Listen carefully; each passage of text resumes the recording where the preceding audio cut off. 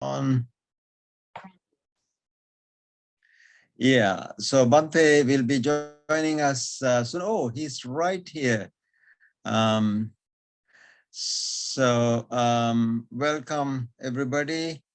Yeah, I mean, we've been kind of jumping in the sutras. You know, we wanted to start with Pali, but people were more interested in reading the sutras. So I think we have read quite a few sutras already. So how many did we read? Can you remember? Like, I think around 6.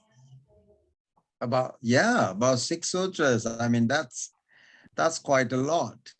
I mean, you know, usually a disciple get to listen to one sutra and attain full enlightenment. so you've already heard 6, so I'm sure you are halfway there.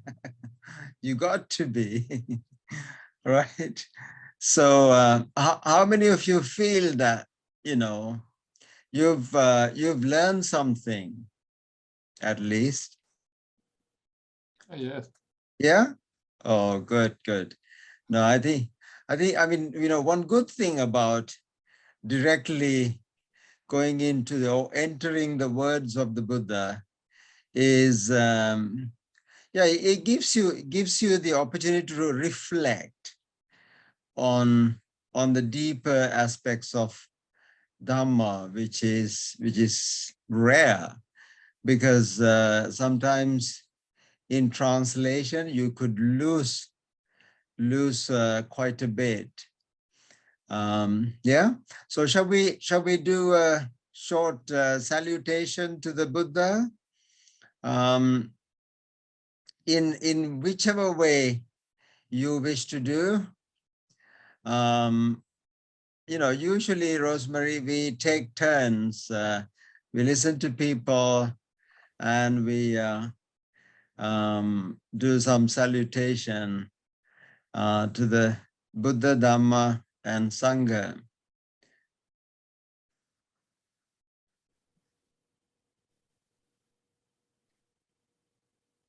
Yeah. Any volunteers?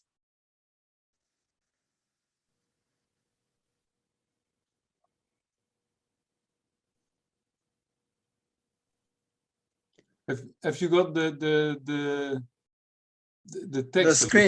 The script, yeah. Okay. No, I was a little cheeky, you know. I didn't want to show the script. We want to from time to time do off the script, you know. So actually, you know, we could do as little as Namo Buddhaya, Namo Dharmaya, Namo Sanghaya. I mean, that would be the shortest version. Yeah. And if we want to do a little bit more, you know, you could do Namo Tassa Bhagavatu Arahatu Samma Sambuddhassa. You know, if you want to do an even longer version, you could do that. So which version would you like to do? But not looking at the script at all. I don't mind. I'll do some basic off the script, without script, if you like. Excellent. Okay, go on then.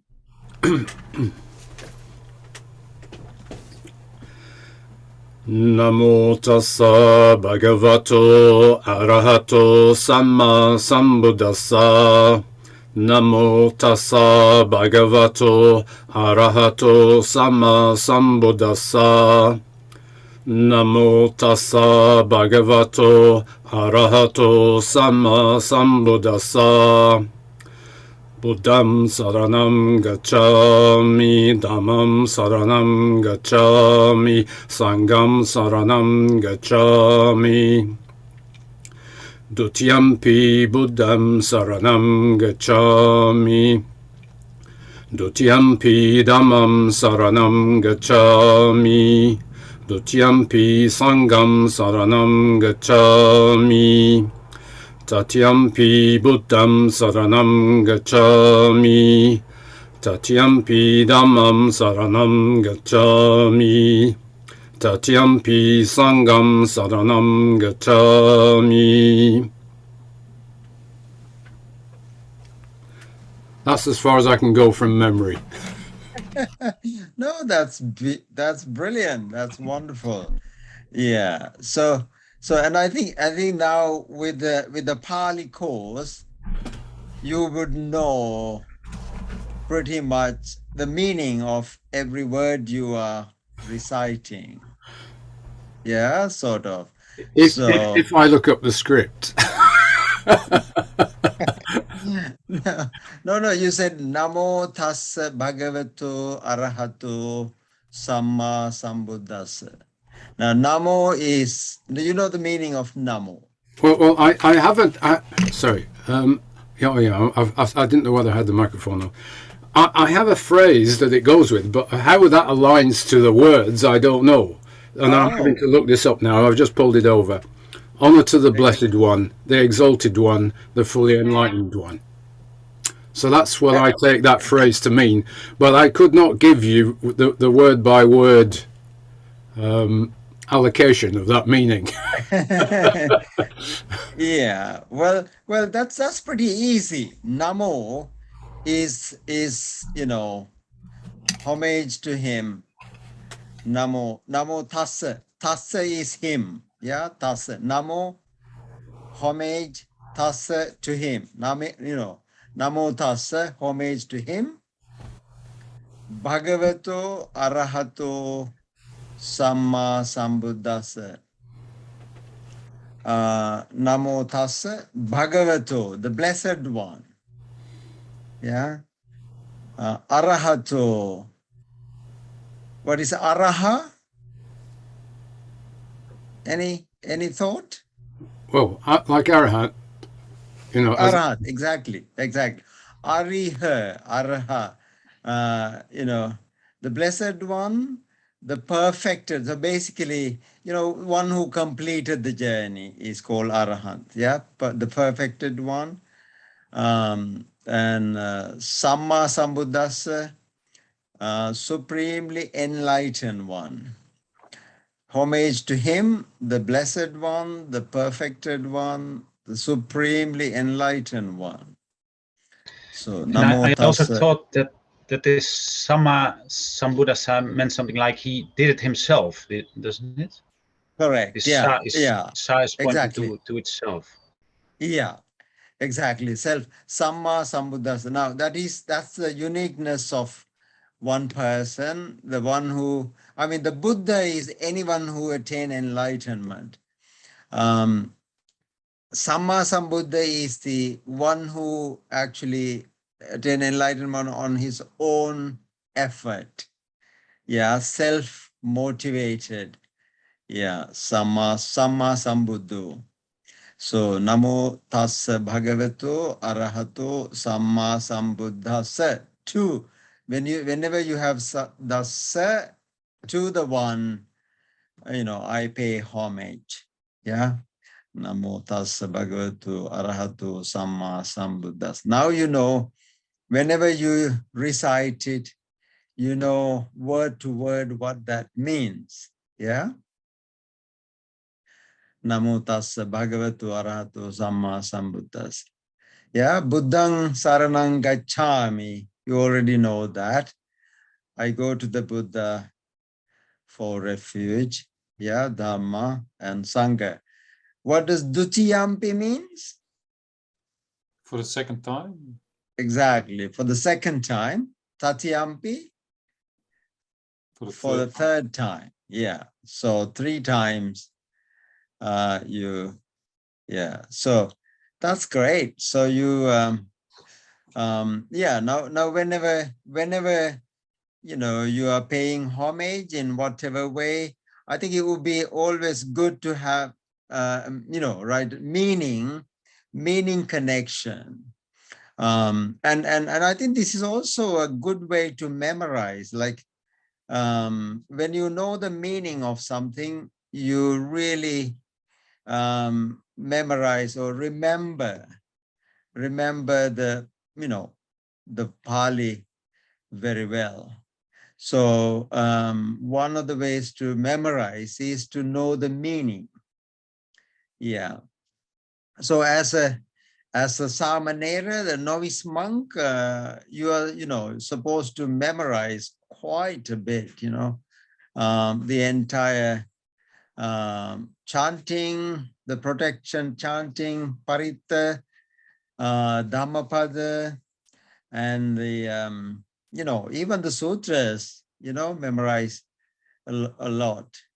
So, Venerable Dhammarathana, for example, if he's asked to chant all night, he will start and chant all night. Yeah. And it's a kind of a meditative practice as well, isn't it? Yeah. Yeah. I think you are especially born. Maybe my take is that, I mean, sometimes people have some previous life experience as well. Yeah. So like Dhammaruan, who started chanting when he was 2.5 years, he was starting, chanting, in the early hours of the morning, he started chanting all the sutras because he memorized. I mean, he said 5th century, he was one of the people who memorized some part of the sutras, right? Yeah. So, and his chanting style is quite unique as well. So, so how much have you memorized, Bhante? Lot of time. I have many experiences. For the example, Venerable Vattala Ratana Nayak Bhante and Yeah. Kuralevil Sangarakita Nayak Hamdru. And many time teach me Maharagumananda Nayak Hamdru. Our Theravada traditionally some Yeah. overnight chanting, 7 days chanting, Yes. some 7 day chanting. Yeah. So you can do a 7-day chanting. Yeah. that we call Satipirita. Satipirita. Yeah. Very important. Yeah. It's also non-stop. Yeah. Non-stop. So at the end of the Pali course, probably we can do a 7-day chanting together. Okay. Non-stop. Non-stop melody. Yeah, that'd be fun. Yeah. Theravadic tradition. Yeah. Sorry. Theravada Buddhism. It's about a lot of memorizing, isn't it? Yeah. And then actually one good thing and also it expands your memory as well, because you're utilizing a lot of memory. And I mean, nowadays you can't remember, because people Google everything, Google. So all what you remember is Google, isn't it? Yeah, but good old days, I mean, especially the tradition, because I mean, luckily, because people, these monks memorize sutras, we are lucky to have in its authentic form. So when a group of people really memorize, and it gets checked by each other's chanting and also meaning. So I mean, yeah, the memorizing, keeping to memory is I think this is also found in other faith traditions as well. Like, so people say memorize Quran, for example, even not knowing any meaning at all. Yeah. So I mean, but in the Buddhist tradition, you have to know the meaning in order to be able to pronounce it correctly, etc. Okay, folks. Any questions from last week? anything you would like to ask? Now, remember we discussed, what did we discuss? We discussed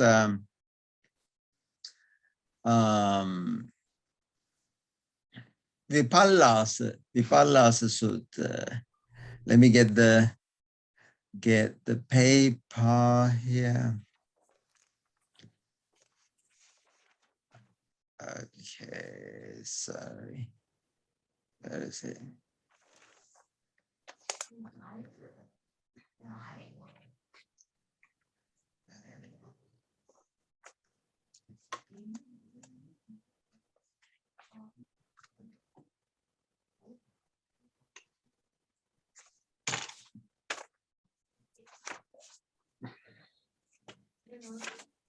Okay. Now, do you remember the?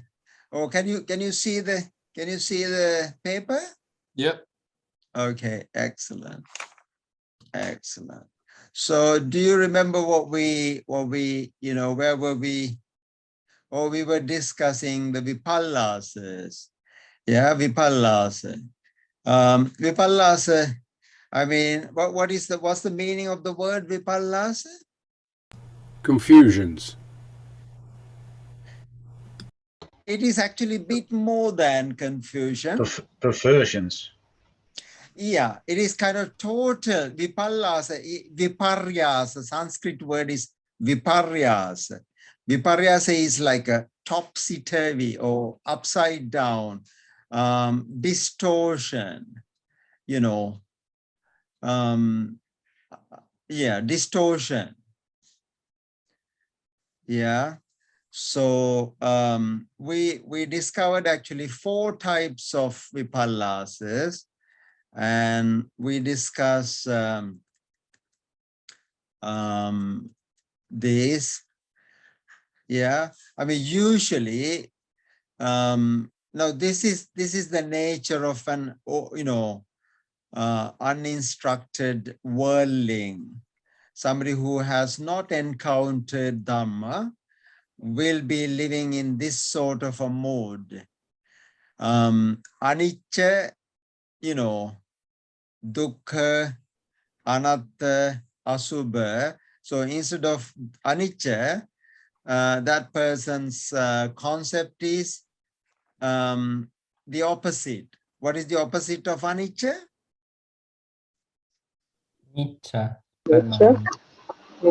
Nicca, exactly, nicca.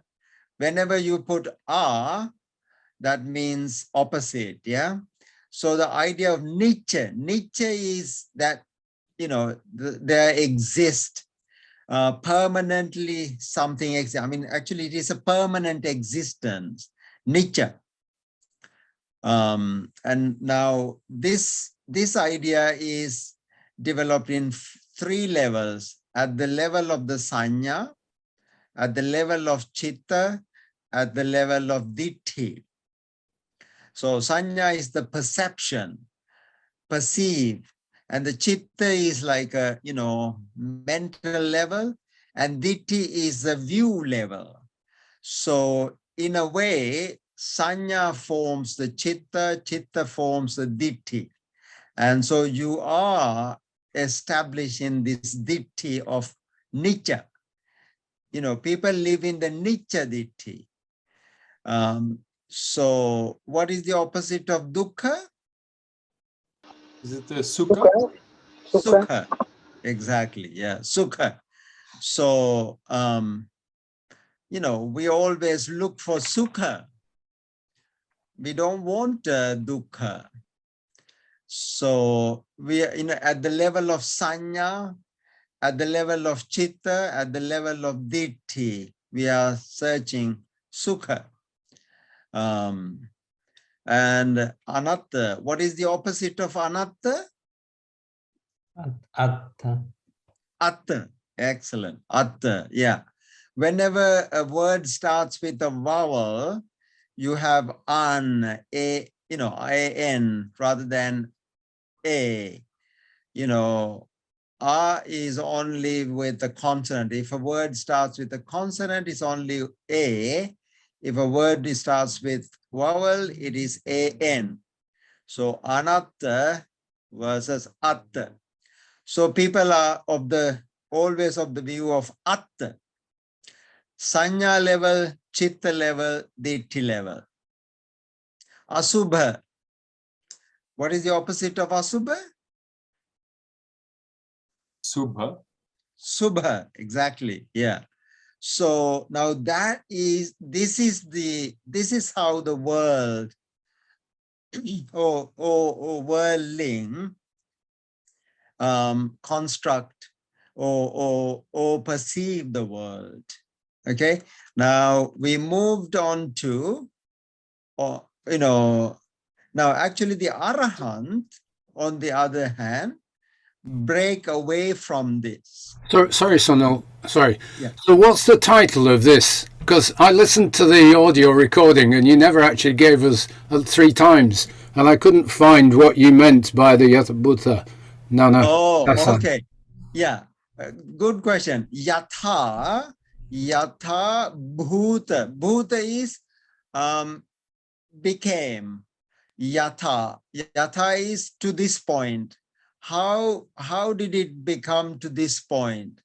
Jnana is knowledge, dasana is vision. Somebody how this came into being. Yatha bhuta jnana dasana means how things come into being. So it is like paticca samuppada, dependent origination, how things come into being. So usually people translate this as yatha bhuta, as it is, but it is not as it is, but it is how it came into being. Yeah. So this is the knowledge, this is the vision, this is the realization of an arahant. Yatha bhuta jnana dassana.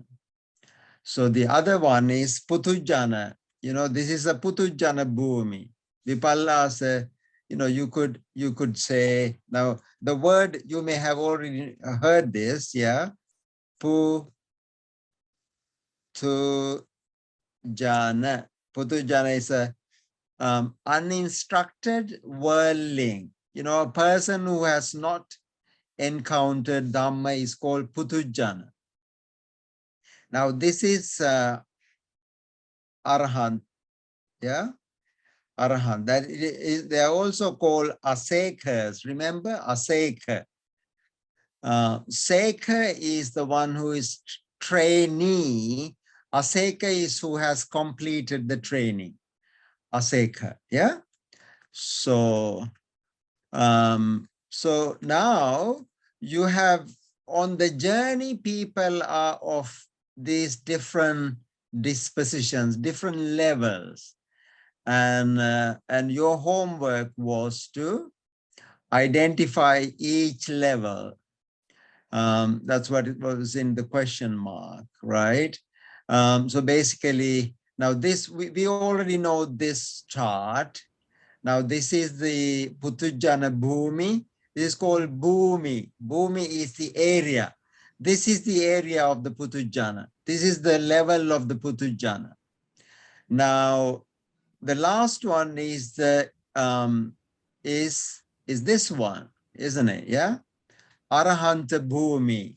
So you can easily actually write it down as this one as, Putujjana Bhumi.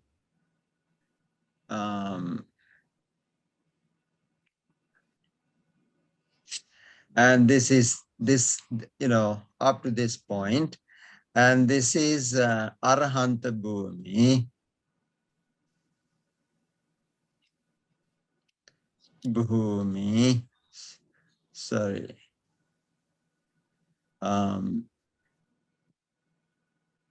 So, and in between you have actually three stages, right? Now, these three, like 1, 2, 3.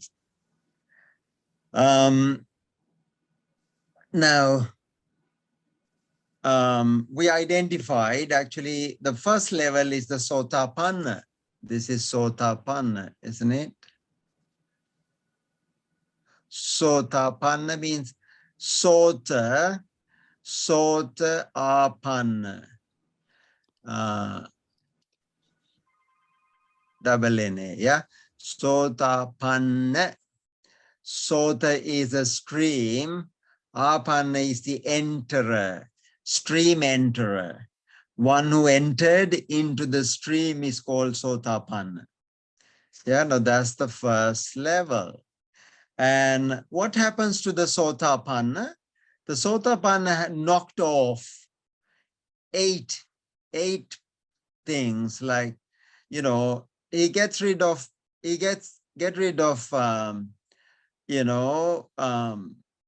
anicca at 3 levels, sanya, chitta, ditti.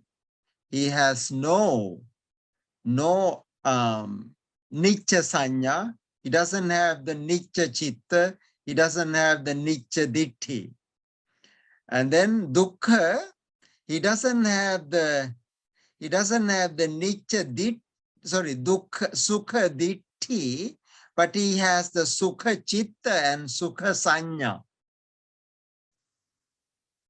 Do you follow me? Yeah. That's why he still has defilements of, like, attachment to sensual pleasures. Yeah. So because at the sanya level and the chitta level, and he's knocked off the anatta as well. He's clear of anicca and anatta. Has the problems with dukkha and asubha, because he takes sukha and subha. He has the sukha sanya and subha sanya. He has sukha chitta and sukha subha chitta, but not ditti. And the good news is he's completed, he's broken the sakkaya ditti. Now remember, sakkaya ditti. So his ditti level completely he's through. And that's why, he's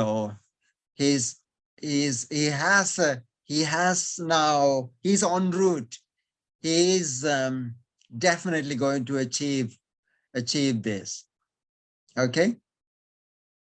And what happens to the Sakadagami? The Sakadagami level, again, the redness is slightly changed into kind of, I made it yellow, but basically what it means is now is gotten rid of part of the gross level, but there are still some subtle levels of the sukha sanya and subha sanya, sukha chitta and subha chitta. Okay, so that is Sakadagami. At the level of Anagami, he's actually gotten rid of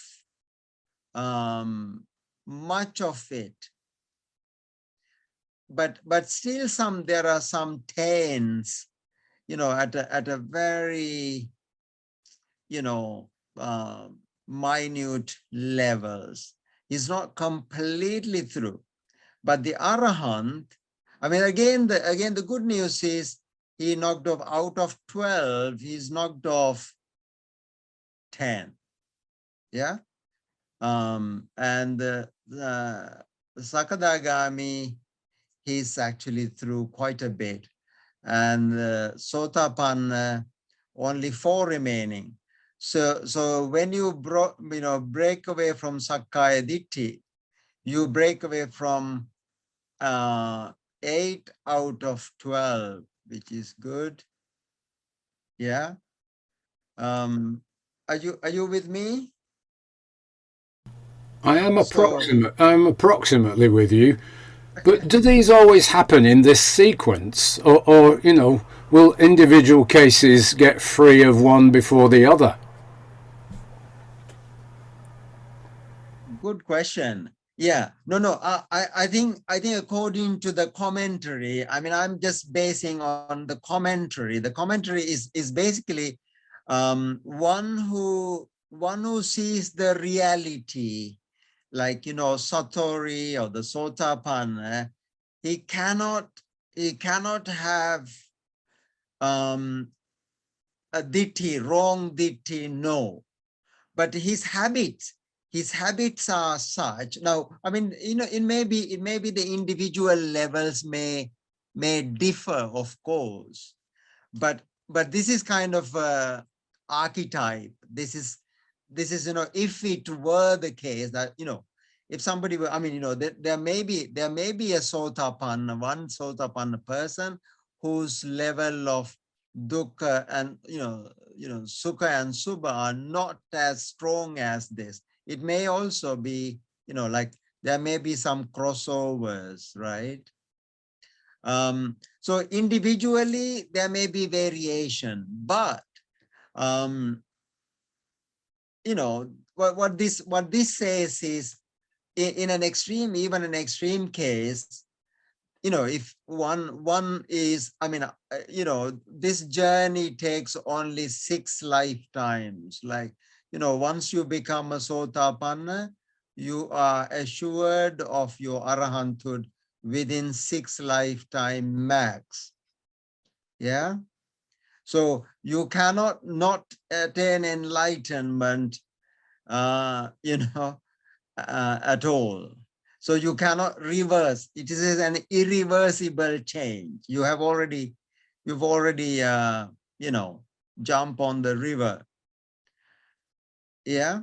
So therefore, there may be some individual variations, but this is kind of a standard approximation, which is discussed by Sariputta and you know, enlightened beings, and which is actually endorsed by the Buddha as well.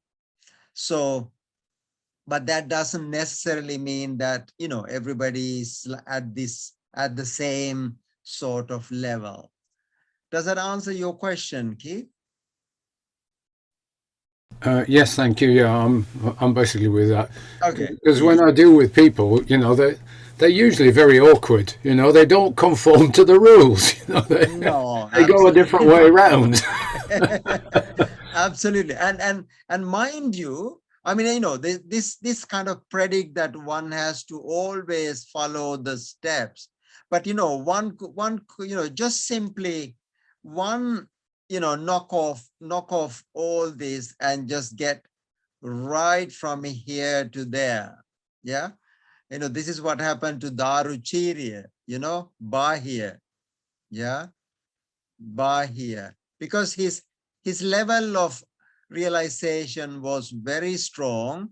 He just got direct, you know, straight. And actually a lot of people did that, you know, they attain full enlightenment, not follow the steps, if you know what I mean. Yeah. So yeah, that's the purpose of a Zen Coin, isn't it? yeah. What is a Zen Coin? Yeah. Yeah, it jumps you straight in. Exactly. Yeah. So but this is like, I mean, these commentaries are just for the discussion. Okay, folks. So I got a question, Sunil. Yeah. Okay. Yeah.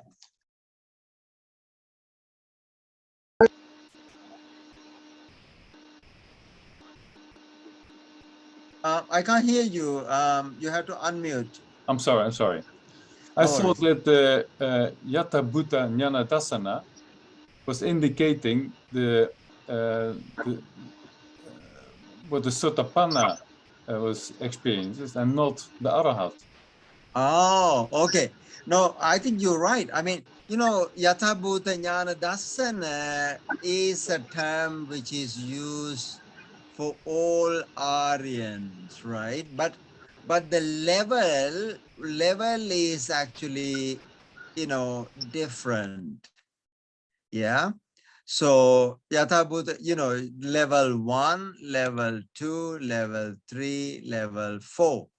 So yeah, I mean, when you are in the Aryan Bhumi, you are, at least at the Ditti level, you are, you're through. Yeah. Yeah, I mean, this is why the Buddha praises people who actually attain the Sotapanna. Yeah. Because that's the biggest jump. Yeah. But I mean, but if you read a sutra like Kitagiri, Kitagiri,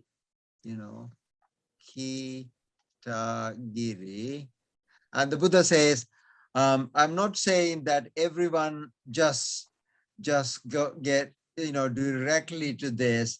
It may be actually one takes step by step.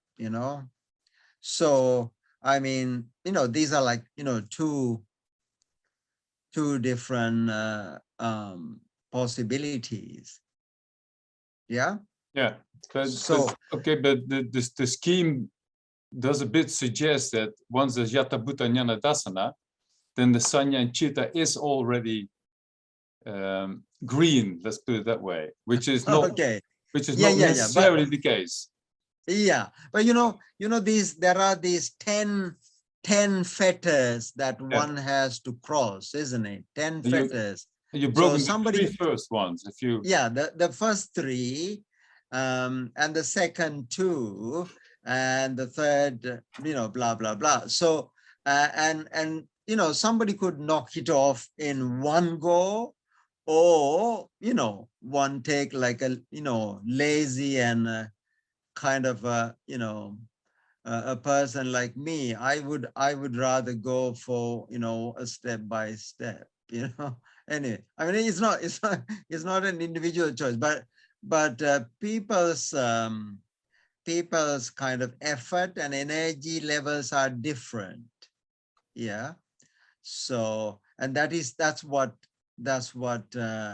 this schemes says. Yeah. And okay. Another question is, I don't know whether there's time for it, but is it possible that you give a sort of an example of how it works if someone has a Ditti, but not yet the Sanya and Chitta? So he's yeah. No. Are you saying that someone has the Ditti but not Sanya and Chitta? Yeah. No. That is an impossibility. If you have Ditti, your Sanya is always perverted. You see that is this. I mean, the first this one. Yeah. I mean, there is no way that, because the biggest culprit is this guy. Yeah. You see, if your Ditti, this is why the Sakkaya Ditti is so powerful, because when you have the Sakkaya Ditti, your Chitta and Sanya are always perverted. But that doesn't the last scheme. It gives an example of that the Ditti is sort of is green, so that's okay, but the Sanya and the Chitta not yet. Oh no. Oh no. I mean, no. Okay. What? So basically, out of these 4, the most difficult one is an Anicca and Anatta. Yeah. Yeah. At the Ditti level. Yeah. Okay. But the Dukkha and Subha, because these are actually attached to different type of defilements. Now, this is actually attached to your view, whereas these 2 are attached to your emotion, kind of habit pattern. see some, I mean, it is like a drug addict. You know, you can be a drug addict. You are fully well knowing you are a drug addict and you're trying to get out of it, but you are still having trouble, you know, or even smoking or whatever. So these are not, I mean, well, the most important part is the dukkha at the ditti level. If you actually, you know, dukkha at the this is where the Four Noble Truths, you know, when you attain the Four Noble Truths, you are, you know, through with all four dittis gone. Yeah. But can you scroll for me down to the last scheme? So okay. Yeah. Let's get to the last scheme. Yeah. So, okay. So and then you see at the stage of the Sotapanna, yeah, you see that all dittis are green. Let's put it that way. Yeah. Well, the Sanya and the Chitta are not yet. They're red still. Okay. Yeah. But this suggests that even well, I think the example that you gave about someone who is addicted to drugs is clear. So that it's still possible if the ditti is ditti, not mixture ditti, but it's ditti, that there's still on the level of Sanya and Chitta, that there's still the belief that there is existence is not dukkha, and that it's no. Actually, that is not right. It is not belief, because his belief, because here when you knock off the ditti, because ditti is the most fundamental. When you knock off the ditti, you have no belief whatsoever, and you know you are you know you know what is wrong with you. Basically, you are aware. Now this is where the awareness is, right? But you are not succumb or subjected to the wrong view. You know, you know what is right, but you have the difficulty in coming out of it. Yeah. But that's exactly what I wanted to hear. So how that exactly? So the ditti is the ditti is ditti, but you're still addicted to your habitual response to I mean, even you know, some Arahant have some weaknesses, but they are not at the level of Sanya or Chitta, but they are, you know, I mean, there are, I mean, the habits are, you know, not easy to change. What this basically means, I mean, you know, is that even when you know what's the right view, you may be having still some tendencies of you know, indulging in sensual pleasures, indulging in or you know, succumb to the subha and asubha, attractive, you know. So it is like, now remember, we didn't read up to that point. When you read Mula Pariyaya Sutta, where the Seka is a trainee kind of, basically what he does is he reprimands himself and he says, you know, you know what is right and wrong, but you got to work on it, sort of thing.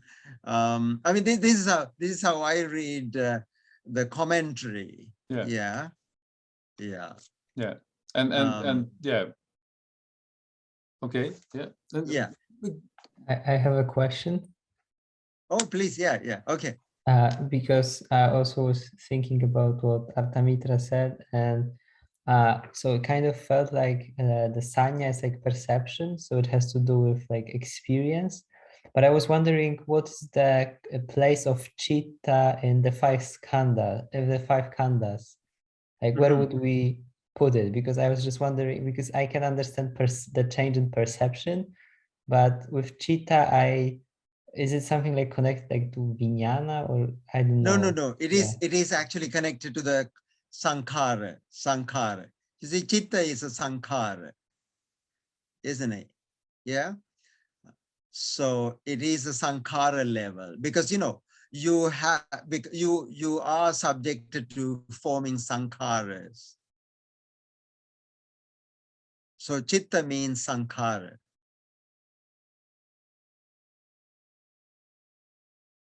Yeah, and then sanya is like just a perception, so that's why it's more difficult. So the view is kind of like more conceptual, like thinking, but then the change has to be like on a deeper level. Correct. Yeah. I mean, good news is, Michael, at the view level, deeper level, the person knows what's right and wrong, but there are some tendencies remaining, and this is actually supported by the 10 defilements, 10 fetters. Now see, at the first level, you knock off only 3. At the second level, you are actually minusing 2. And at the third level, you knock off 5 completely. And only at the last level, you are through of all the 10 fetters. Yeah, does that make sense? So it's called Sangyojana. Sangyojana, so those fetters. Yeah. Anyway, I mean, it's a bit of a deep Dhamma discussion. Athamitra, you wanted to ask something else? Well, I was just interested in what you said. You said so that even the Arahant sort of has weaknesses. And I was just wondering what you were thinking of, because I'm just curious. Okay. Yeah. I mean, so they are called. I mean, in the commentary it says, when a fire is removed from a place, the heat still retains to some extent, but there is no danger of another fire there, because all the fire is gone. Yeah, but the heat is there. So in this is the explanation given in the commentary.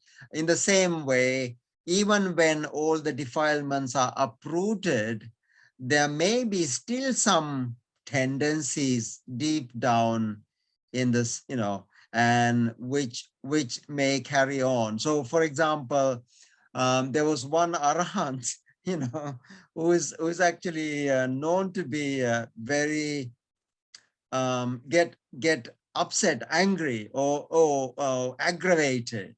Yeah, like uptight. I mean, I don't blame him. I get angry with a lot of people. So basically, see, what's his name?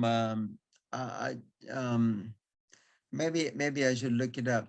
So there is one. I mean, and then he was traced. His previous life, he was a very noble clan, high status, and he was in the habit of commanding, or ordering people, and he used to be, he carries that kind of tendencies over, but he's the good news is he's fully aware, he's fully aware, and not even sanya or chitta level, nothing remains, but still some tendencies can retain. That is the explanation given. Yeah. Thank you. Okay, folks.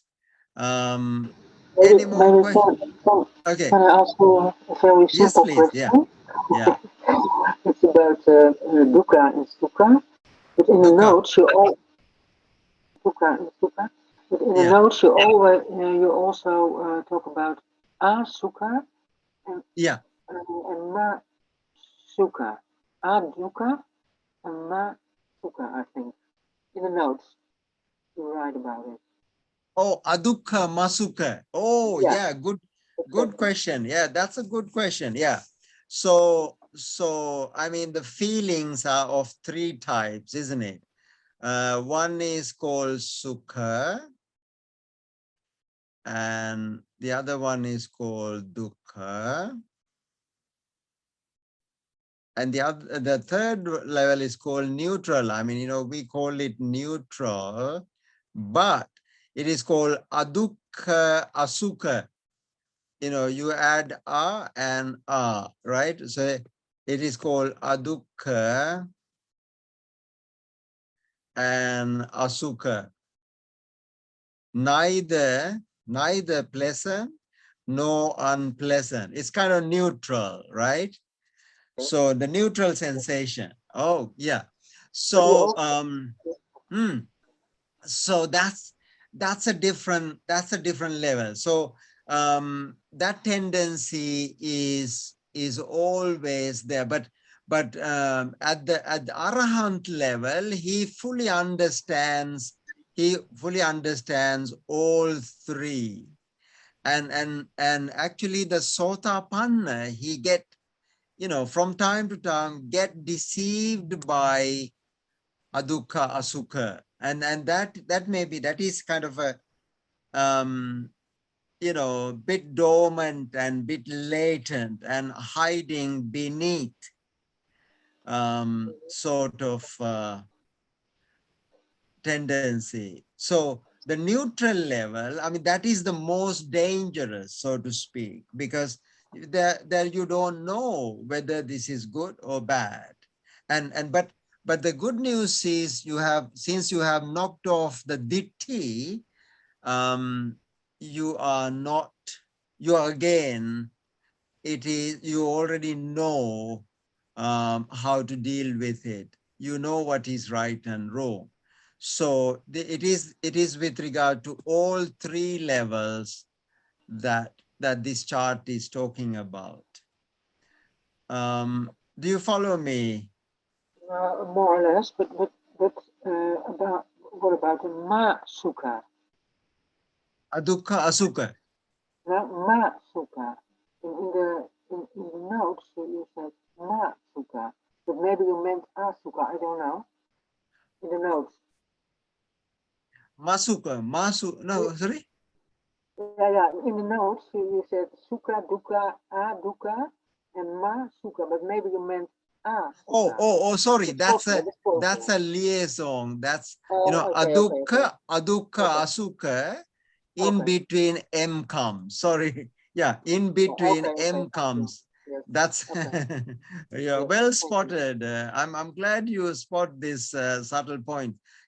Adukha and asukha, because there are two vowels, M comes in between to pronounce it easily. Yeah.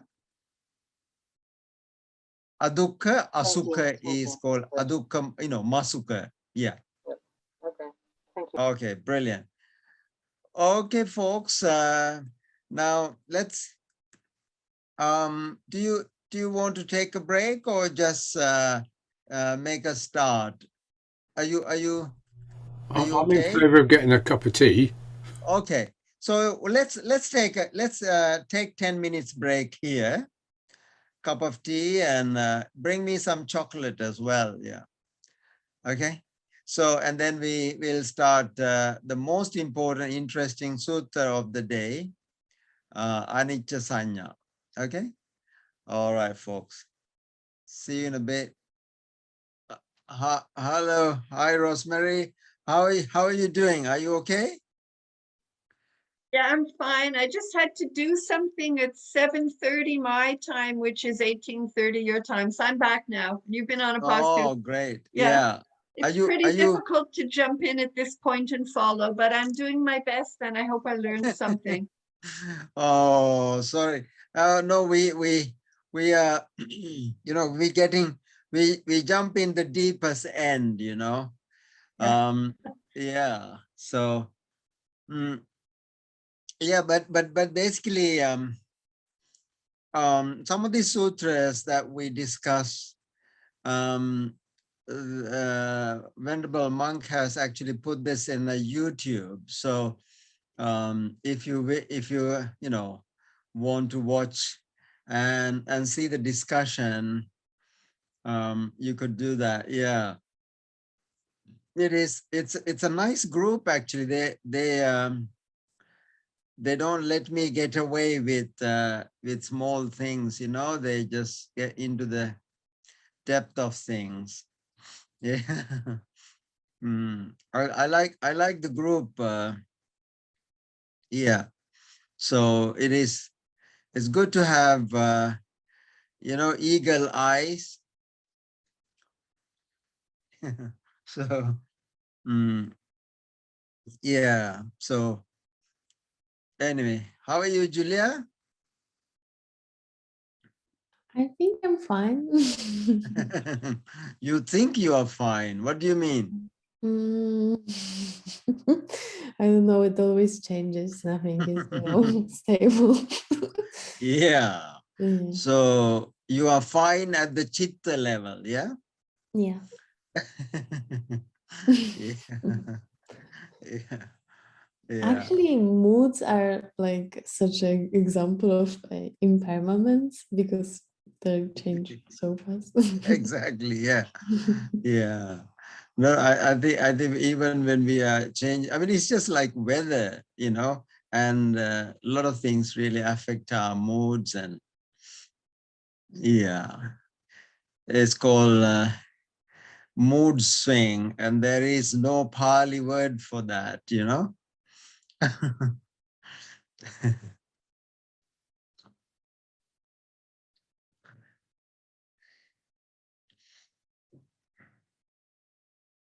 Okay, so those of you who did homework, well done. Any effort is good. Yeah. So yeah, no, I appreciate you doing a bit of reflection and research and so so on. Yeah, but at this point, these vipallasas, I mean, vipallasas is a really interesting topic to do research on. I mean, there are a lot of topics still kind of not properly studied. So I think maybe some of you might be interested at some point to write a paper on the vipallasas.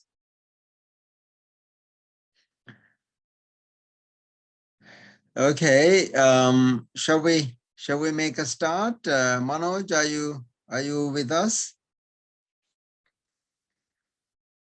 Can I ask you one small question, Sunil? Yeah, please. Yeah.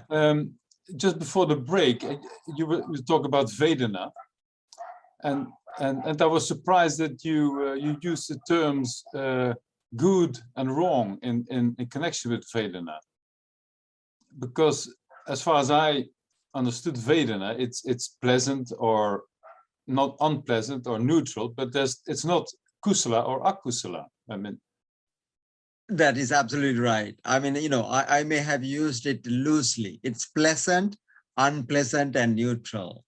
Yeah, yeah. I mean, you're right. So it is not good or bad. It is pleasant, unpleasant, and neutral.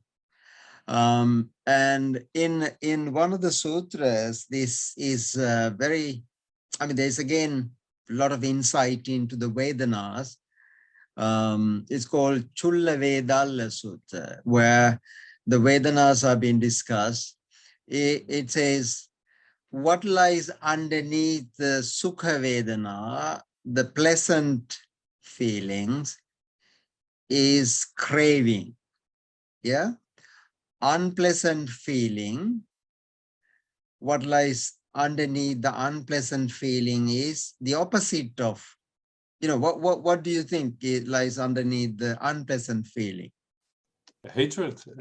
Hatred, exactly. Hatred, aversion, you know, ill will, hatred, aversion. So what lies underneath the unpleasant feeling is aversion. And now make a guess, what lies underneath the neutral feeling? Delusion. Exactly. See, this is where, see, you don't, I mean, not knowing, you know, people call it delusion or ignorance, but our good friend Stephen Hawking says the problem is not ignorance or delusion. It is the illusory nature of knowledge. Illusory nature of knowledge that is actually is an epistemological question. Like we don't know what we don't know.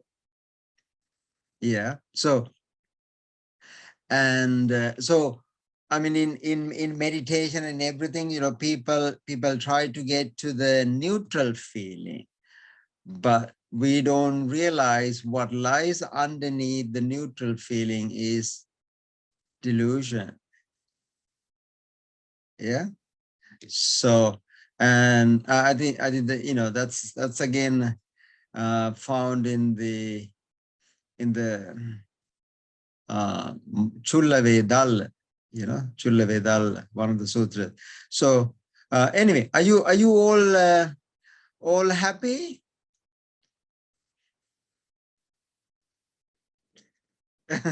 I can see a lot of smiley faces. I was just wondering, Sunil, if I may ask, is is samadhi more or less the opposite of delusion, or is that very far off? What do you mean? No, am I very far off in saying that samadhi, the right view, is the opposite of delusion? Oh yeah, I mean, yeah, michaditi is, you know, the Pali word for delusion. Yeah, okay. Michaditi, yeah. So samadhi is of two types. One is a mundane and the other one is supramundane. Yeah, so mundane samadhi is useful, but it's not the reality. So so with regard to Aryan samadhi or supramundane samadhi, even the mundane samadhi is wrong view or delusion. It is actually what lies underneath. The root problem is the delusion. It is because of the delusion, the craving and aversion are two branches of delusion. And when you hit samadhi, you have actually broken the root problem. But still, you know, still there's work to be done in the area of attachment and aversion. And this is what happens to the Sotapanna. Sotapanna, you know, just knock off the delusion. It's not knock off delusion, but he sees the delusion. He sees the problem. Now, attaining the problem is another thing. And knowing the problem is the first step, isn't it? Yeah. Does that make sense? Yeah, sure. Yeah. Yeah. So in the Mahachatari Sutta, that's why the Buddha said that actually exonerate. He praises anyone who really get a glimpse of the problem. The Deity is the problem. Once you actually clear the Deity, you are kind of halfway there. So that's why it is an irreversible change. Now you just said Deity is the problem. That's what you said. And with that you mean having concepts about reality is a problem, or? Yeah. You say the view is the problem. That's what you're saying.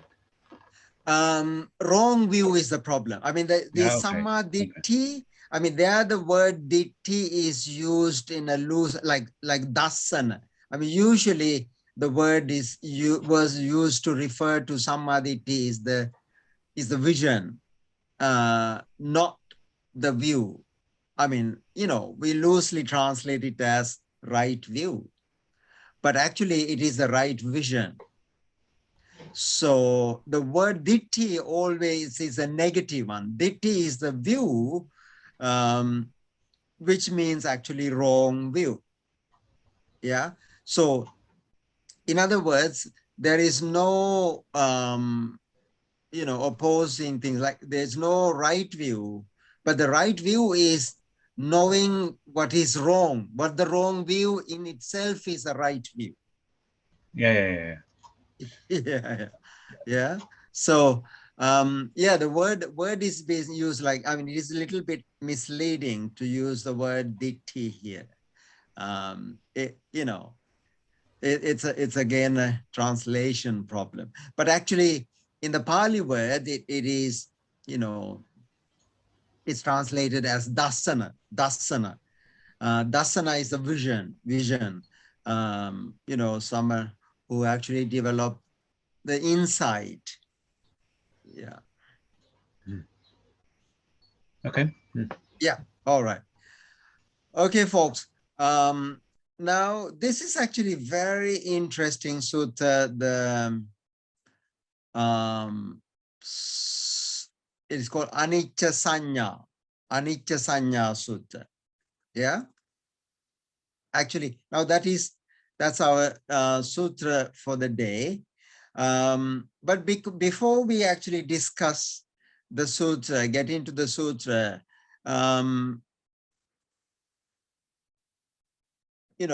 what is our conception of anicca? And the reason why, I mean, let's read the first paragraph. Let's read the first paragraph, and then we will have a short discussion of what is anicca actually. Okay. I'll get a volunteer to read the first paragraph.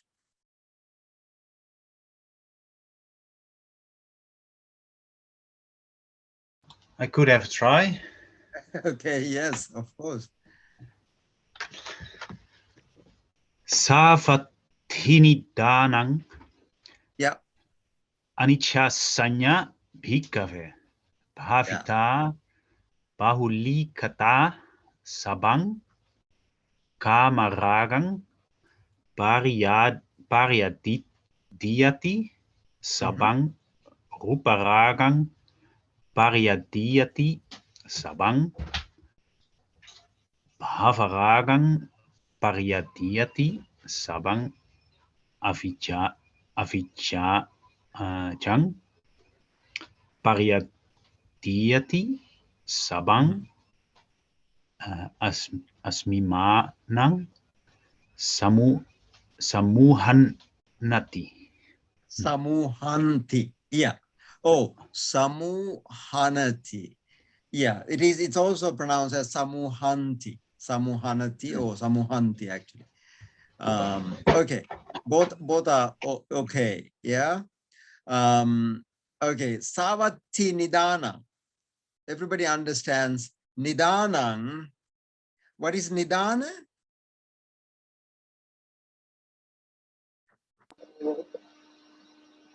Yeah, context.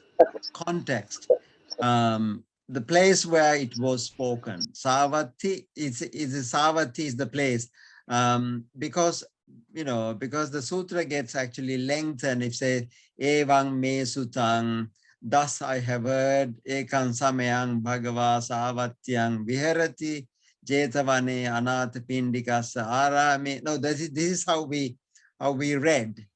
But to shorten it, it says Savati Nidanam. This teaching was given in Savati. The context of this sutra is Savati. That's why it's a shortened version. Yeah. Anicca sanya bhikkhave. Anicca sanya. The perception of anicca.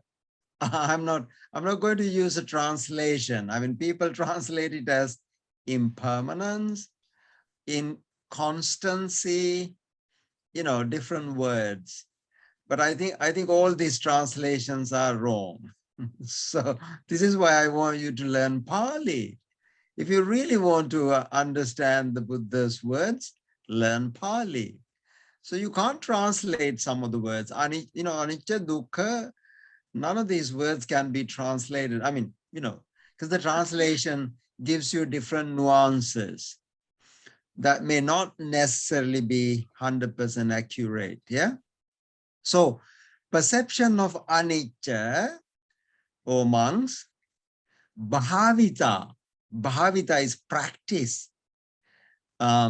Bahulikata, or developed and practice. Bahulikata. Bahula means made much of. Bhavita is practice. Bahulikata, developed or made much of. Sabbam. Sabbam. What is sabbam? All. All. Exactly. Yeah, very good. Yeah, sabbam. We have already met that. Sabbam. Kamaragam. What is kamaragam? Is it to do with doing? No, that is kamma. That is kamma. Huh. This is karma. Now that's a, you know, like we don't make a distinction between karma and kamma. So karma is kind of action, doing. Karma is what?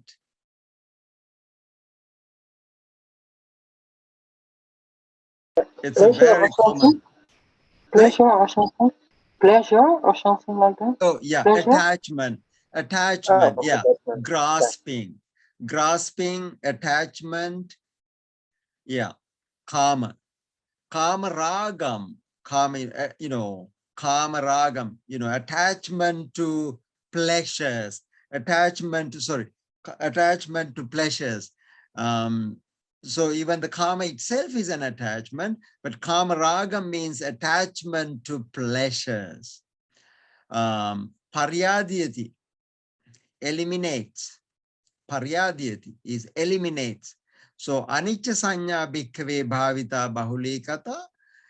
If you actually develop the perception of anicca, you've done the job. You know, you have knocked off attachment to pleasures. Sabbam rupa ragam. Attach, you know, again, rupa ragam. Ragam is attachment. Rupa, attachment to rupas, you know, forms, all forms, attachment to forms. Paryadhyati. What's paryadhyati?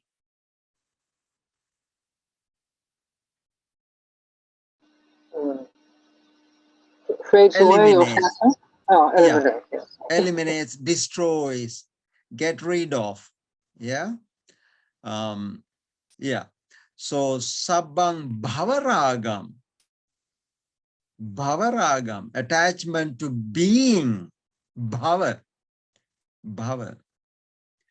Paryadhyati. Eliminates.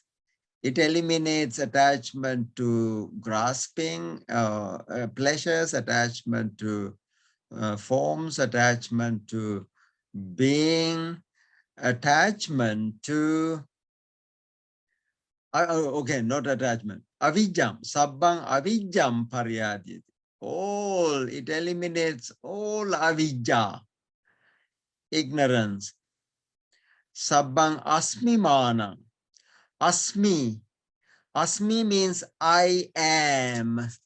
Ahang, it's called, in Pali, it's called aham asmi.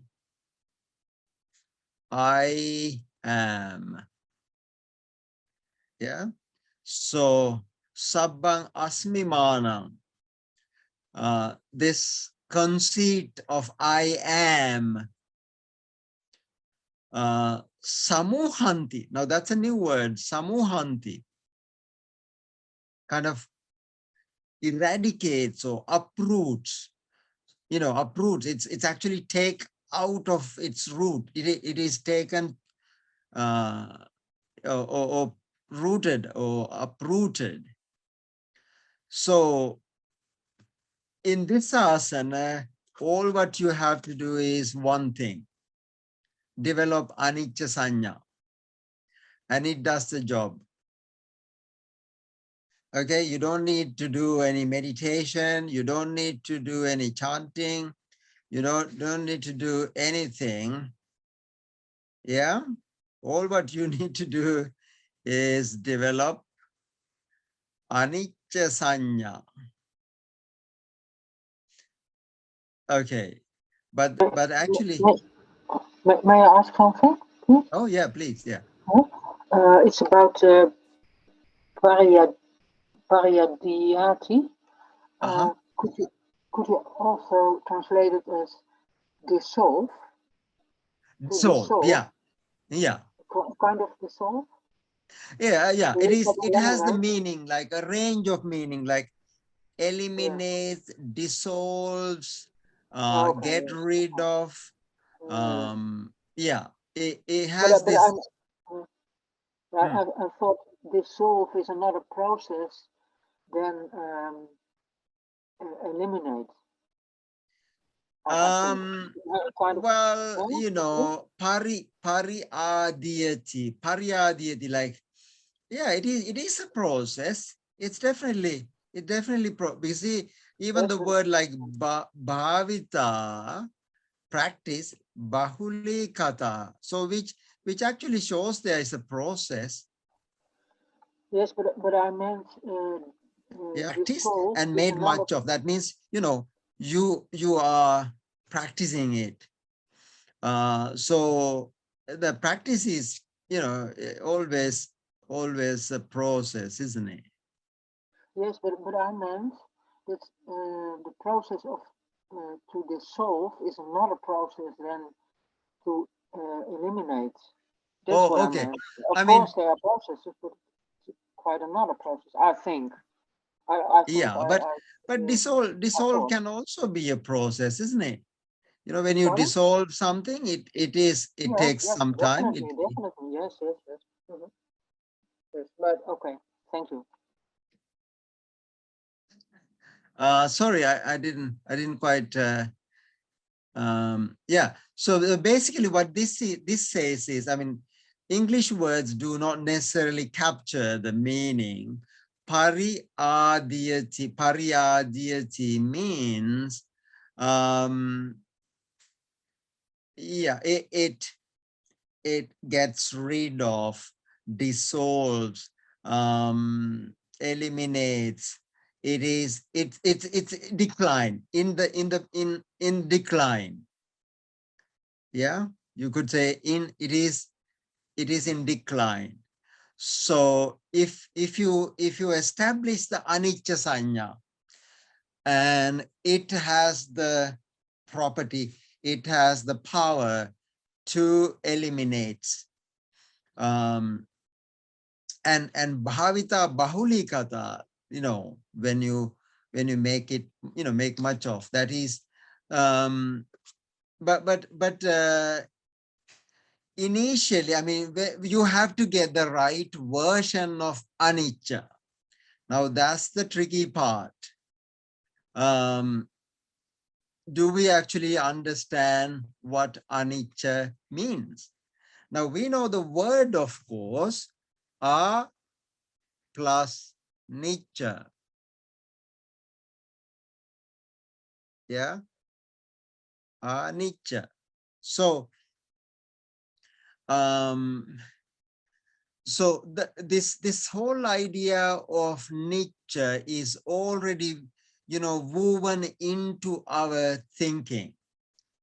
Now, you saw that in the Vipallas, because Nicha Sanya, Nicha Chitta, Nicha Ditti, we are already woven into it. We are born into it, and we just proliferate it. Yeah.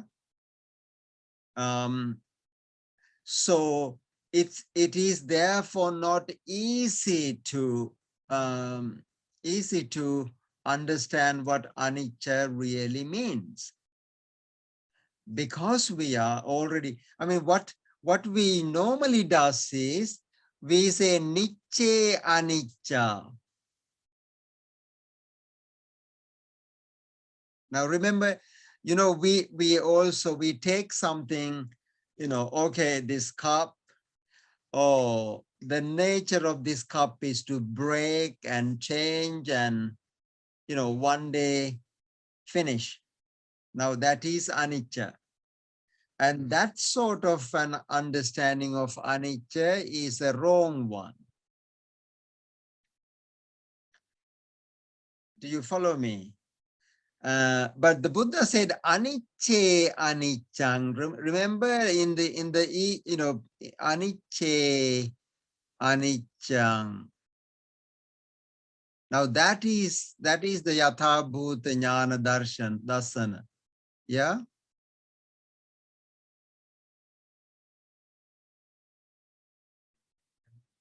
Yeah. So that is the yatha bhuta jnana darsana. So anicce anicca sanya. Now remember, don't forget your the earlier sutta, or say anicce nicca sanyino, dukkhe cha sukha sanyino, anatta nicca attati, asubhe subha sanyino, micca ditti gata satta, chitta chitta visanyino. Now that is the wrong view. And what is the right view?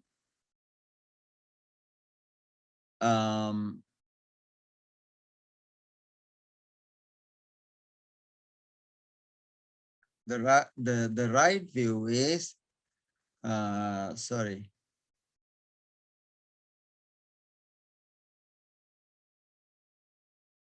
Okay. Aniccang aniccato dakkung.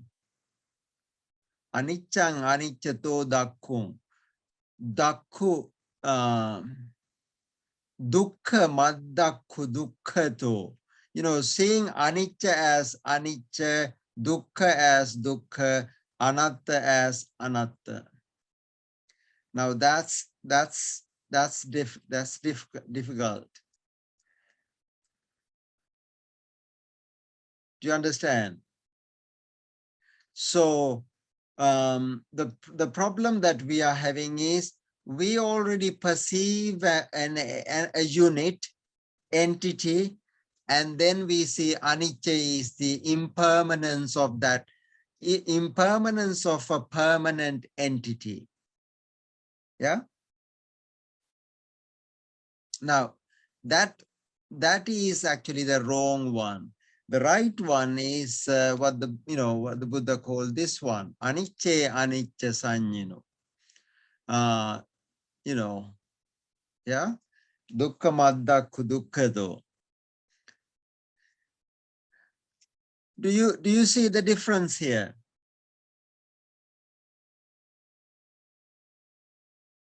Well, no. If you ask, do I see a difference? Then the question is, can I compare the one with the other? But of course I can't.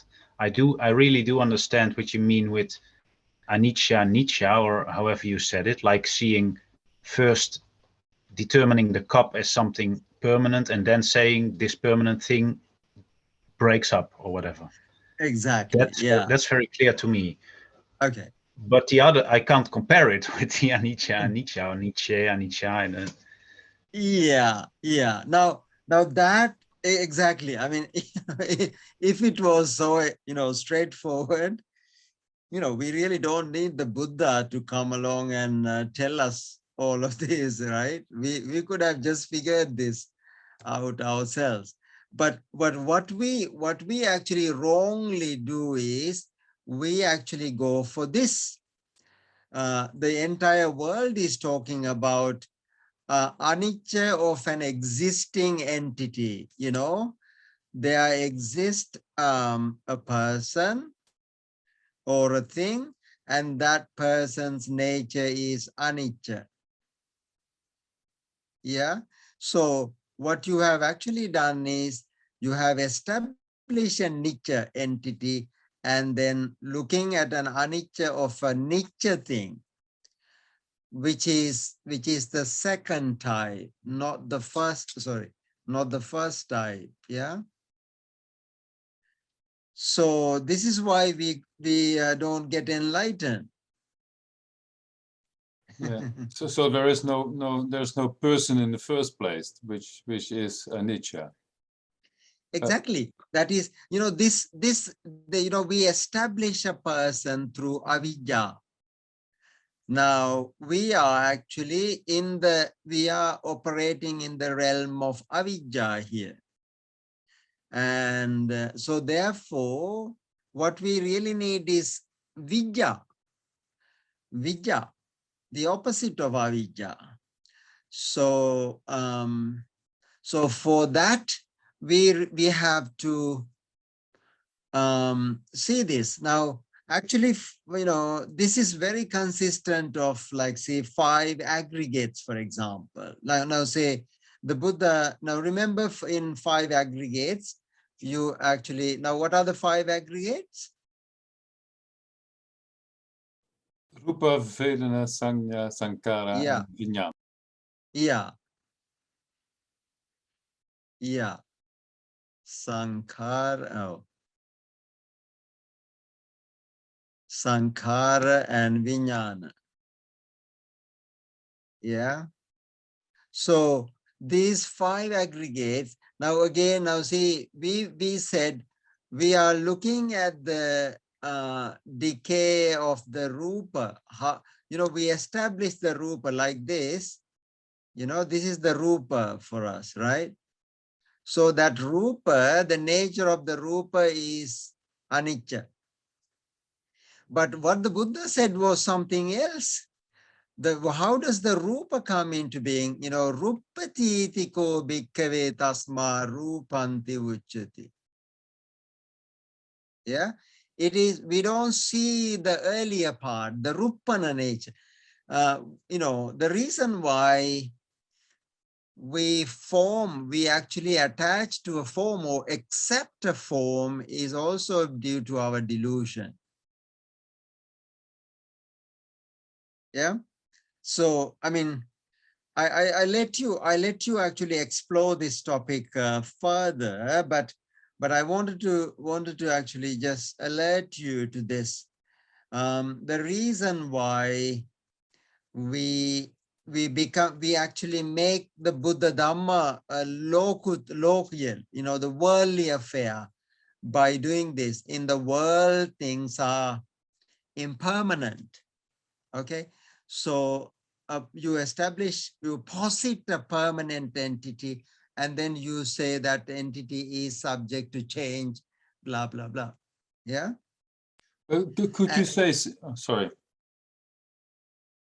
No, could you say, Sunil, that the term anatta is undermining the wrong view of anicca?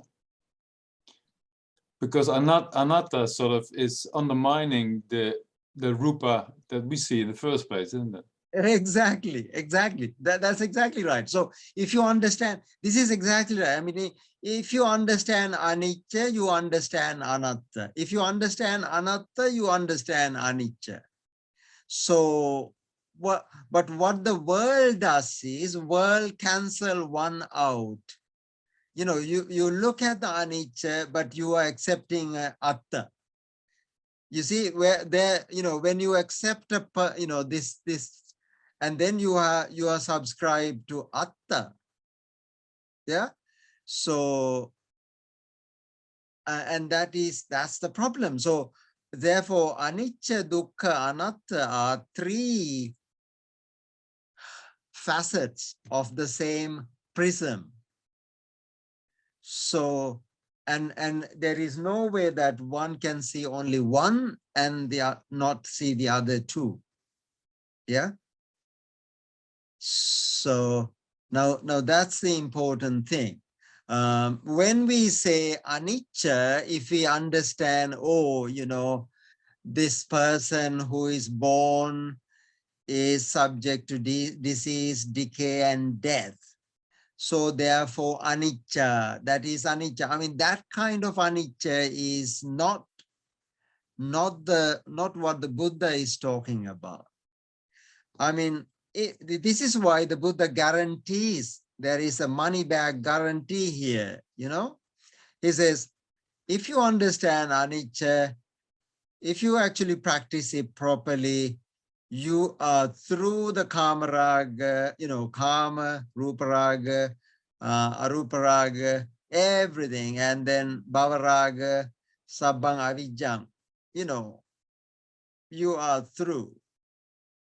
Okay, so that is a guarantee. That's a really, and this, why this sutta is so important is he gives some examples. Now let's have a look at some examples here. Sayyatapi bhikkhave. Maybe Bhante, Bhante has been very quiet today. Are you able to help us, Bhante? Would you like to read this second paragraph for us? Okay, Sayyatapi bhikkhave sarada same kassako mahanangalena passanto sabbani mula santanakani sampadalen lento kasati. Right? Evameva ko bhikkhave anicca sanya bhavita bahulekata. Sabbang kama ragang paryadiyati. Sabbang rupa ragang paryadiyati. Sabbang bhavaragang paryadiyati. Sabbang avijjang paryadiyati. Sabbang asmimanang paryadiyati samuhanti. Very good. Yeah. Now that's a really nice example. The Buddha says, consider this analogy. Sayyatapi, just like, Sayyatapi means just like bhikkhave monks. Sarada samaye. Sarada samaye is, now we came across this word before. What's the meaning of this? Do you remember? Sarada, autumn time. Yeah. Sarada same. Kasako. Kasako is a farmer. When a farmer is plowing, mahanangalena kasanto. Mahanangalena is a big plow, the thing that you use to plow, mahanangala, nangalena kasanto, sabbani mula santanakani. Mula santanaka is like rootlets. Now, when you actually plow with the right plow, you don't leave even the rootlets, small roots. Mula santanakani.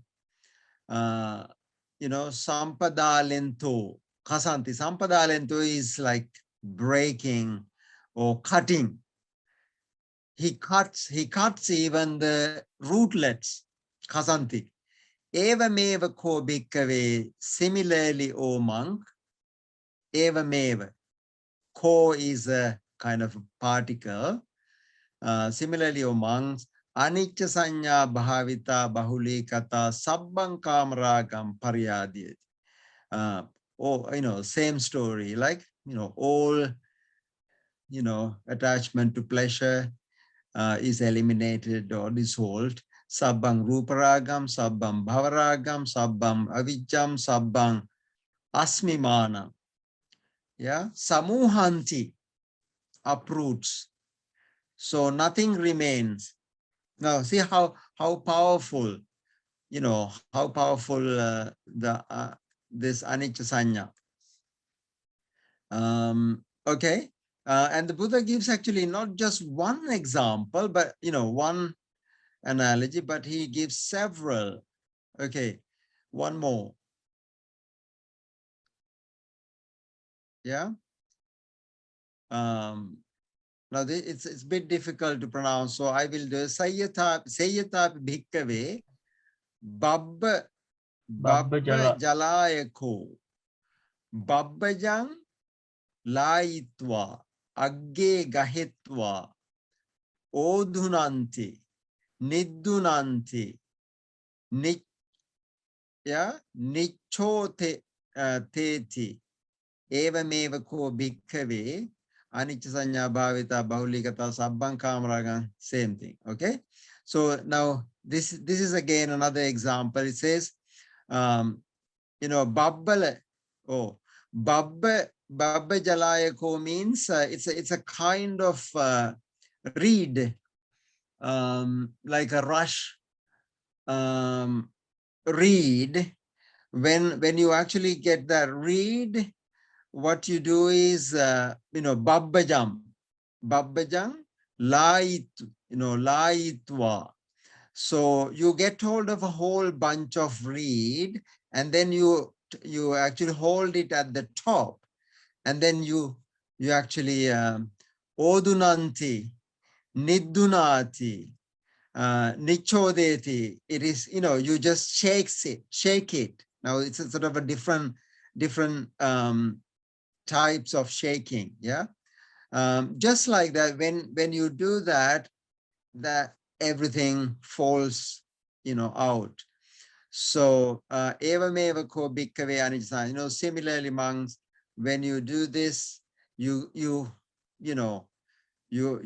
are doing that. And then he gives another example. Sayyatapi bhikkave Amba Pindia. Amba is, any guesses? What is amba? A tropical fruit.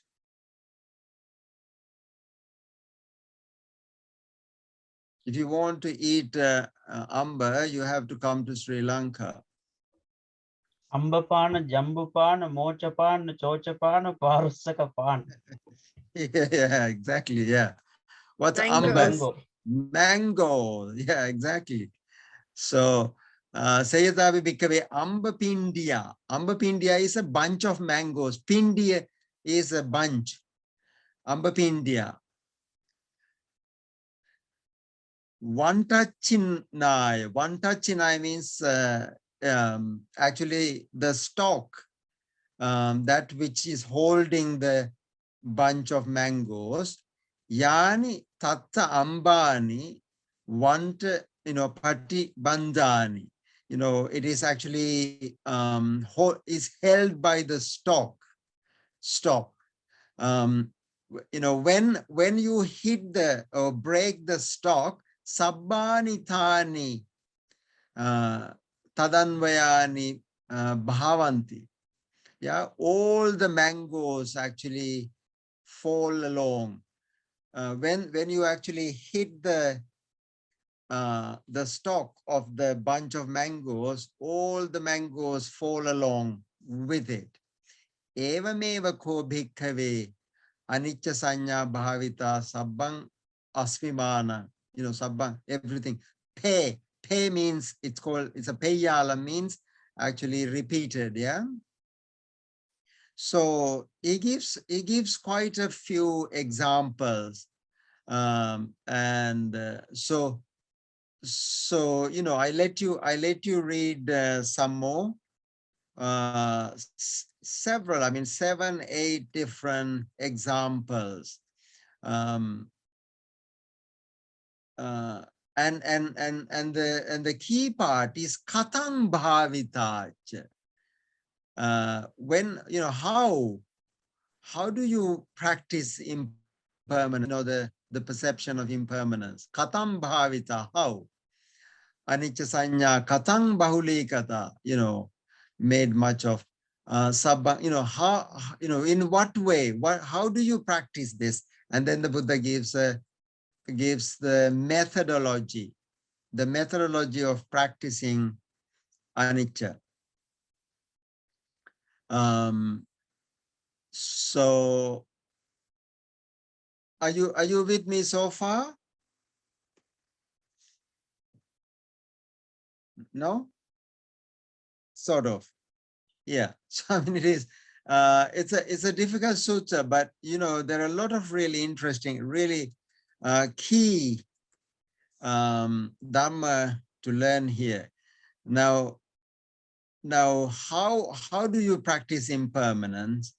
How do you practice or develop this and say iti rupam, iti rupasa samudayo. Iti means such, you know, such, thus.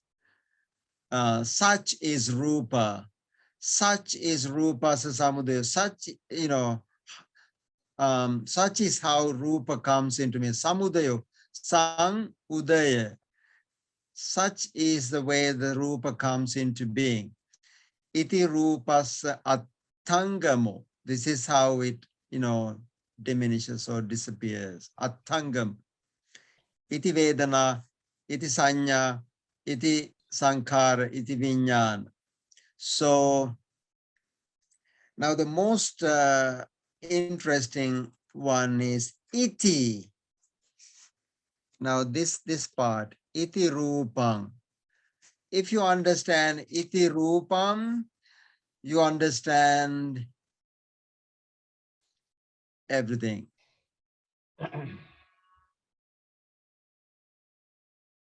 Okay, what does iti rupa means? Such is rupa. You know, in other words, what the Buddha asks is, what is your perception of rupa?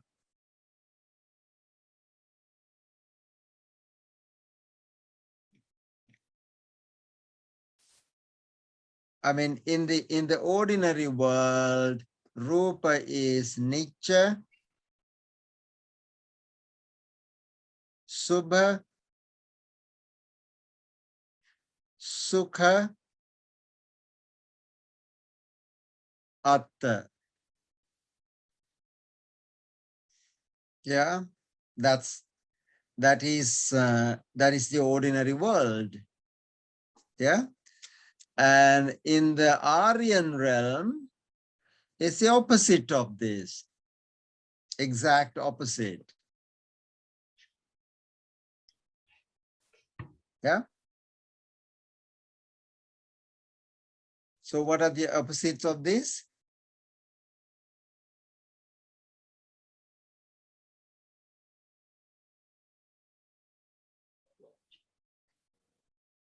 As anicca, asubha, dukkha, and anatta. Exactly. Yeah. Yeah. Anicca, asubha, dukkha, and anatta. So now that is what iti rupam. Iti rupam. So if you have the right idea of the rupa, you have the right idea of anicca, dukkha, anatta, isn't it? Yes, Sunil, but that's not really helpful, is it? This is like getting hold of a bar of wet soap. You know, he tells you one thing and he says, well, get the right version. Well, what is the path to it? That's the issue. And exactly. you just keep running round in a circle. Well, I think we've been doing that for 11 lessons now. I think you're absolutely right.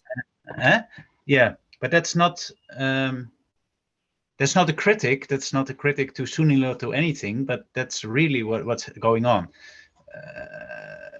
Somehow, every now and then I get a glimpse of why this is, but don't ask me to explain it now. But yeah, sorry, go ahead.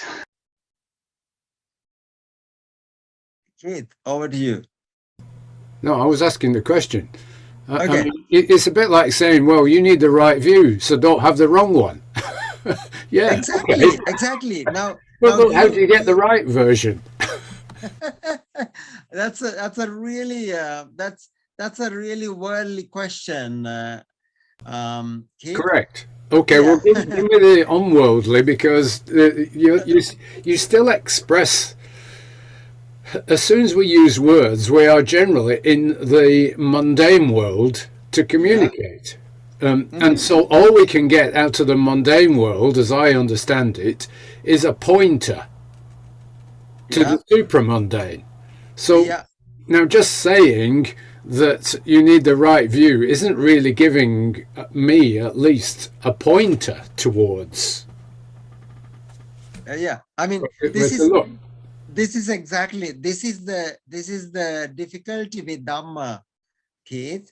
The Dhamma is like, if you, I mean, why do you speak Dhamma in Quang then? Quang. Sorry, say again. How do you don't?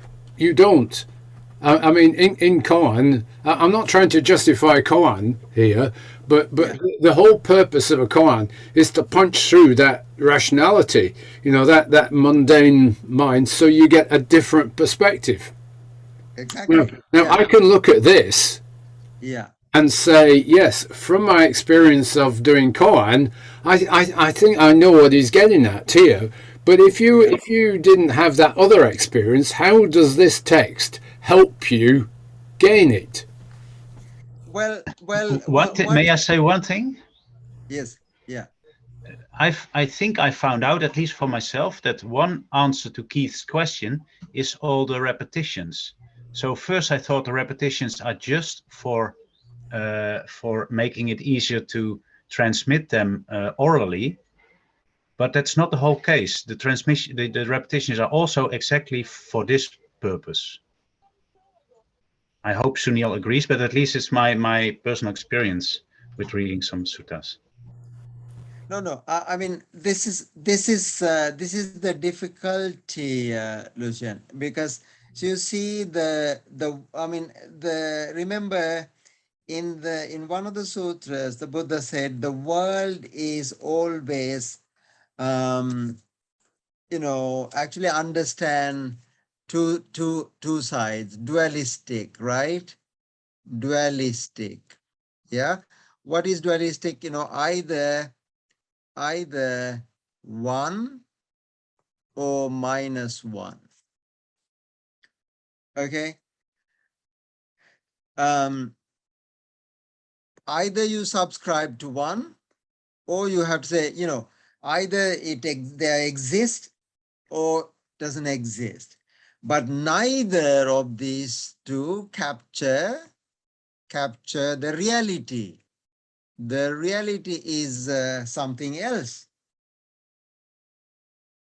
Yeah. So how do you explain this? Now, when you're trying to say, oh, it is not one, the person actually naturally falls into not minus one. Yeah, minus one. And when you I mean, this is the wrong view. The mundane world has this difficulty. This is why in this sutta called Kachana Gotta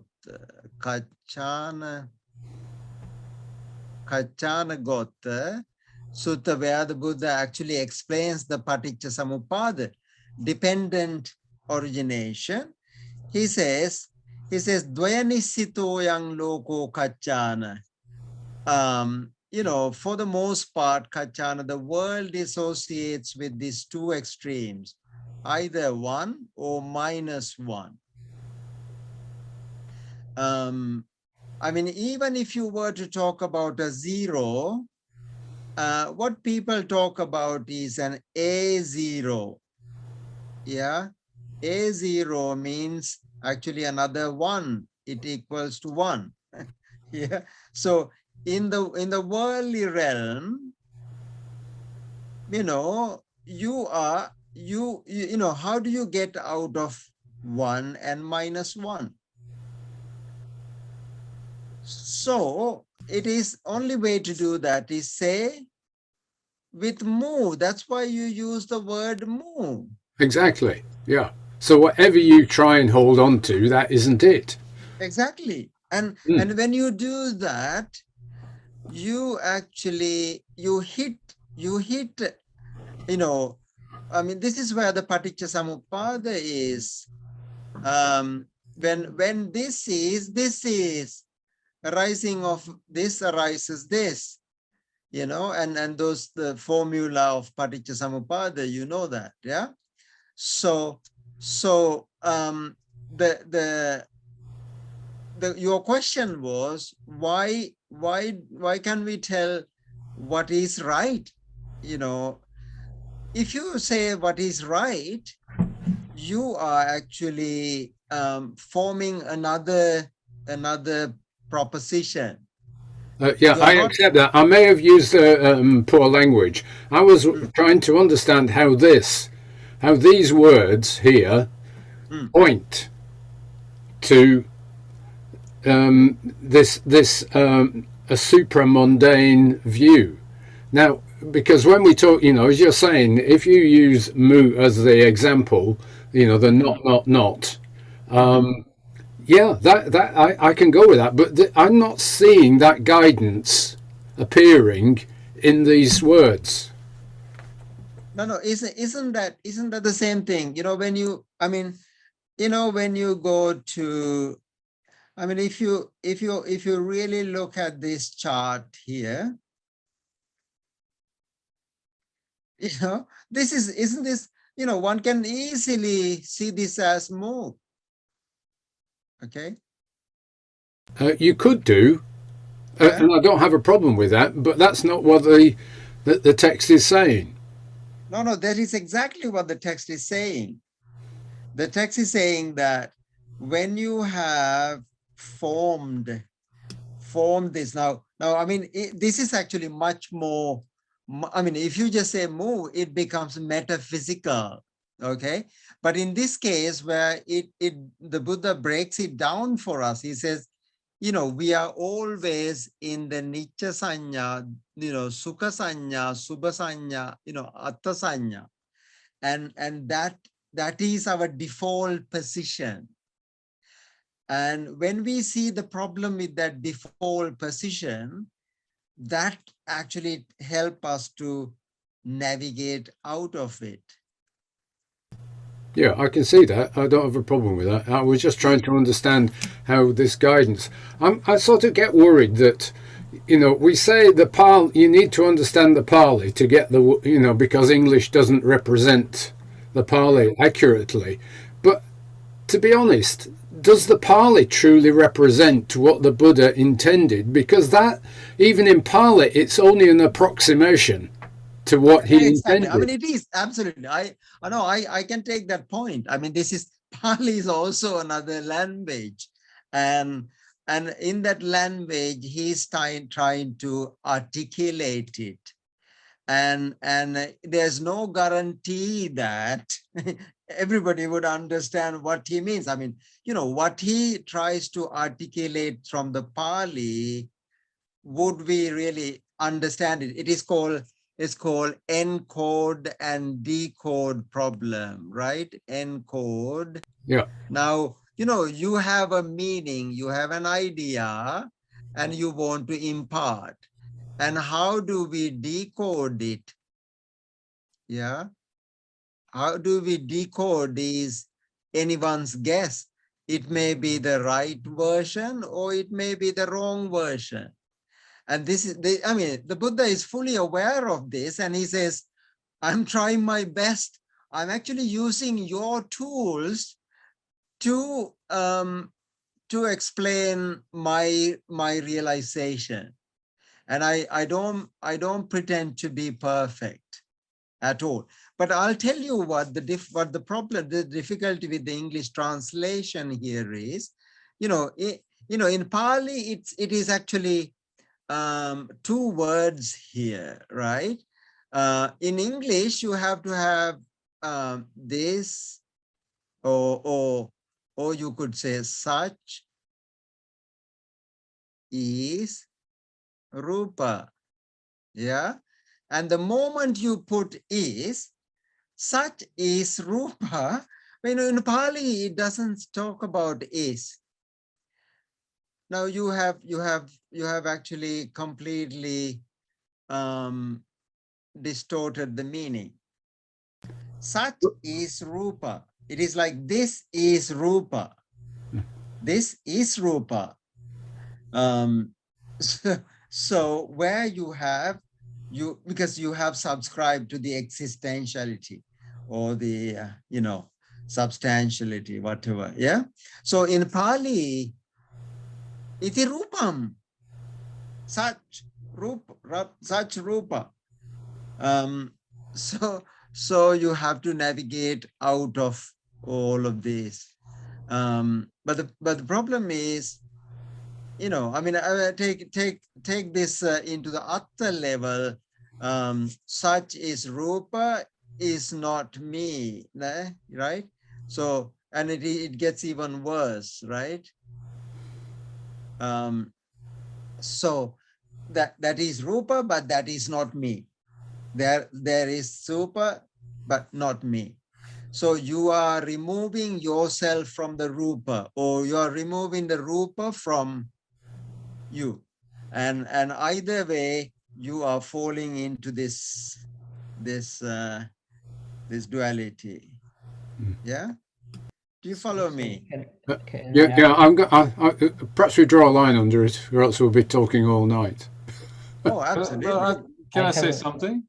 Oh yeah.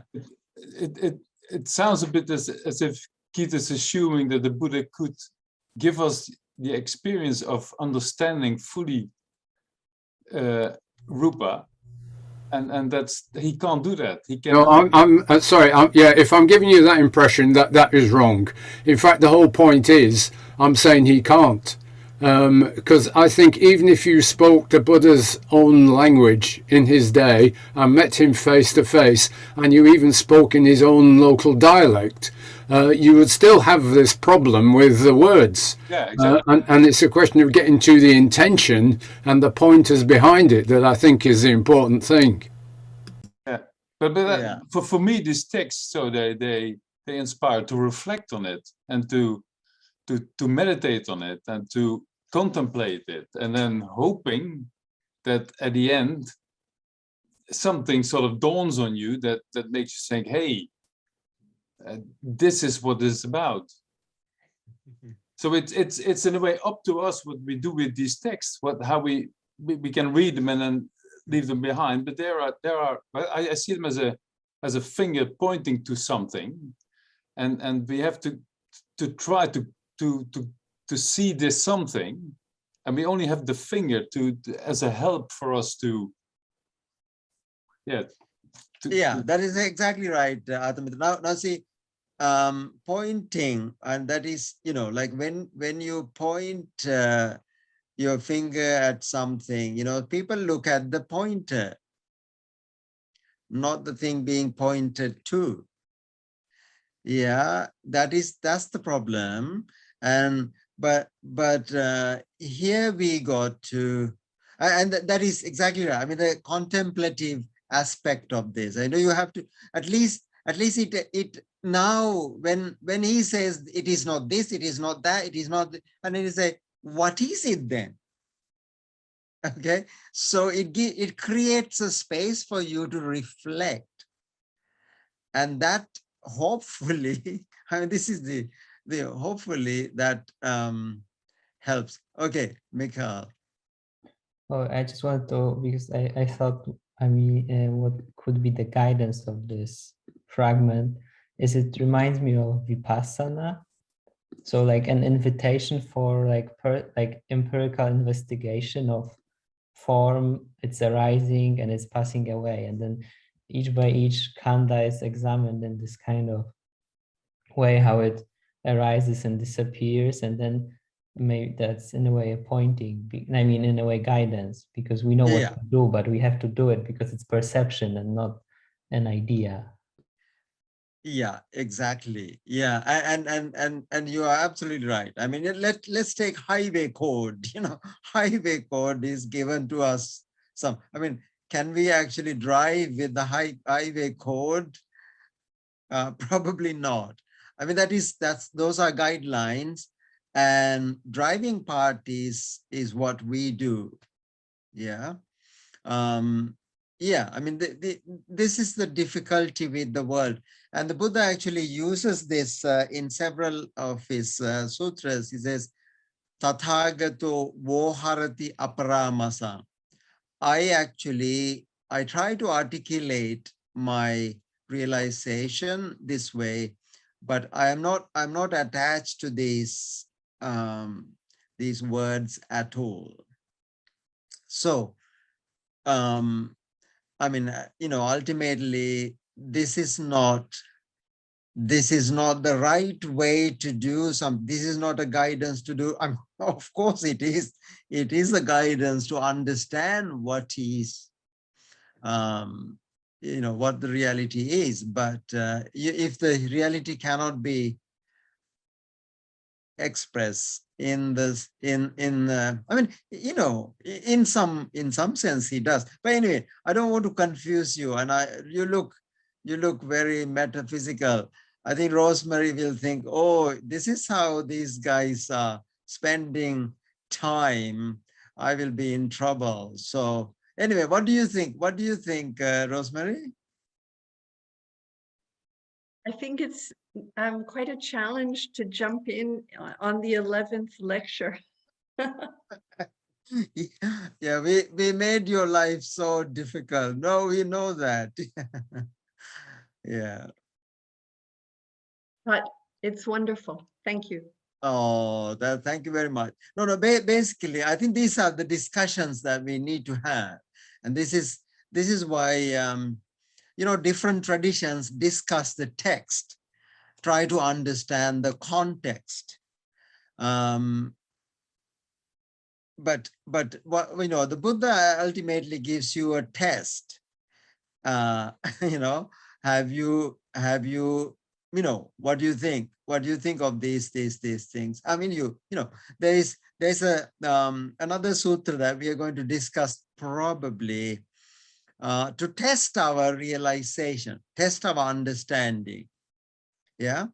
And that may be helpful. But I think in these sutras, we are not really trying to kind of fathom what is right. And the Buddhism is not about right and wrong, good and bad. It is about kusala and akusala. Yeah. So, which is a totally different paradigm. Anyway, did I confuse you enough? Yes, thank you. Thank you. I think is thanking me for confusing. Yeah, okay. Because I think that the frustration that, I experience the frustration as well when I read these suttas. Because I don't, but I'm aware that I don't fully get it.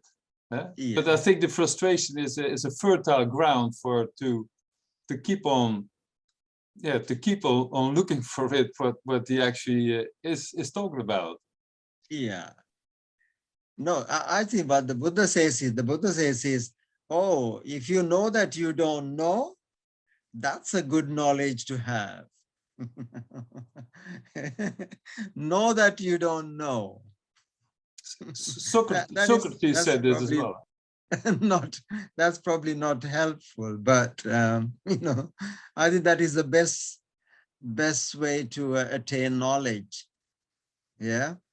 Anyway, Manoj has been very quiet today. Are you okay, Manoj? Yes, I'm thinking through your interesting dialogue, how to give some comment or a peaceful remedy in order to get rid of this burdensome. So why Dr. Sunil and all, we don't concern about that.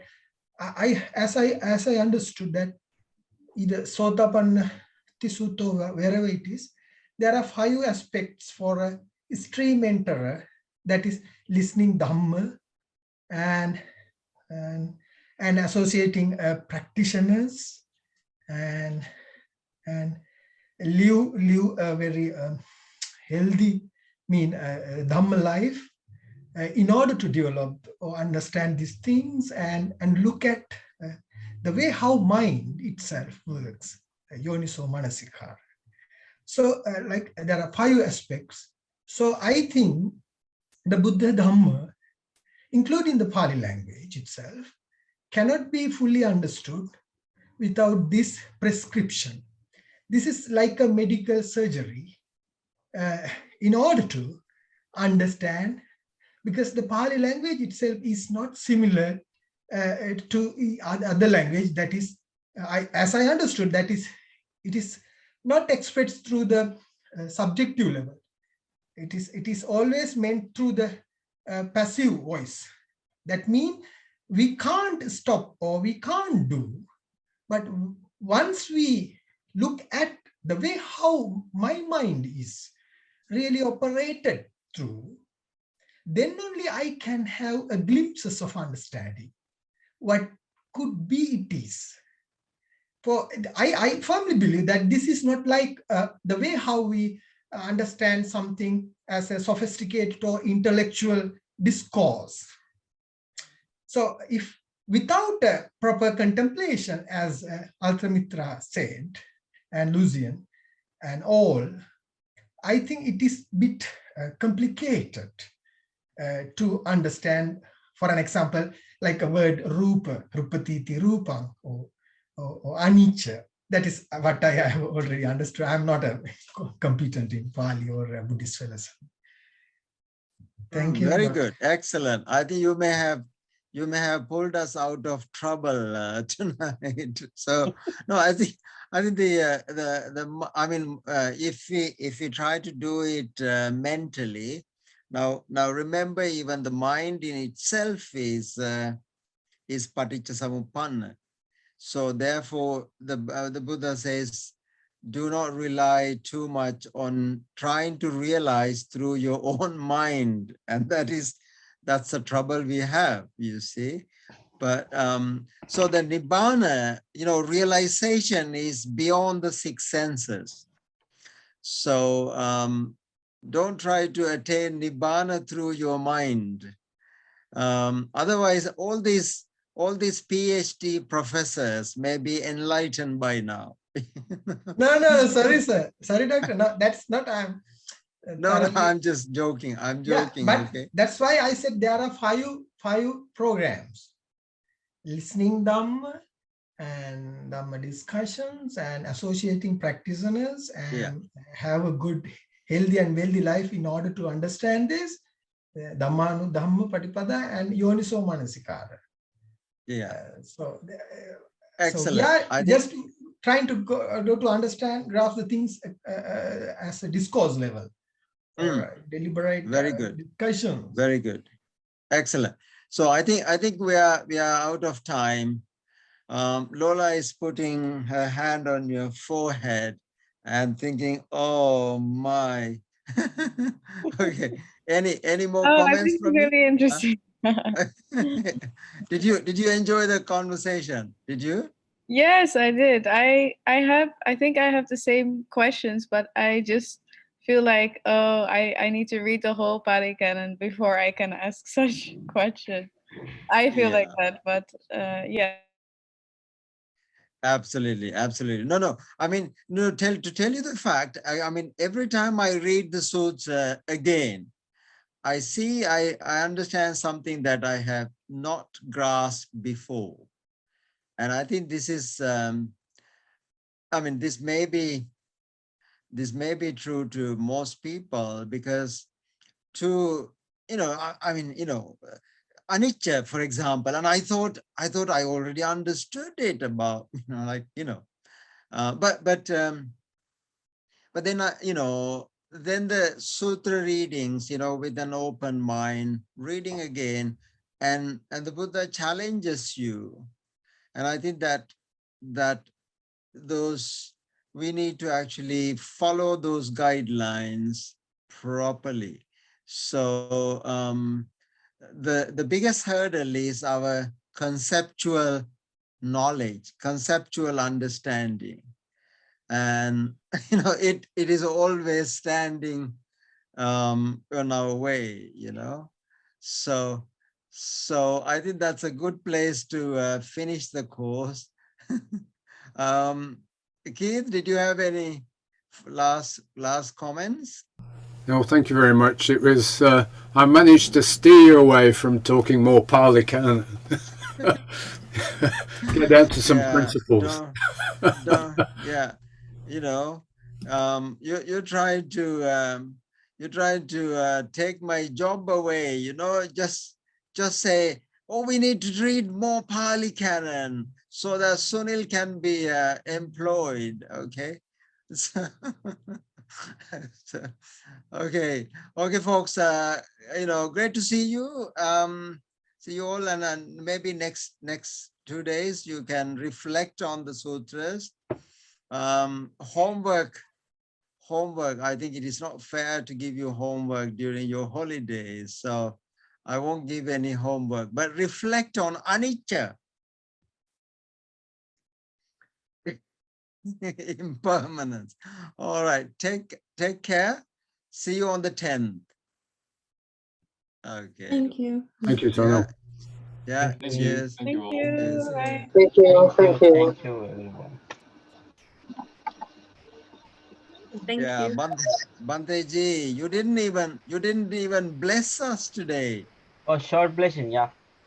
Oh, please do, yes.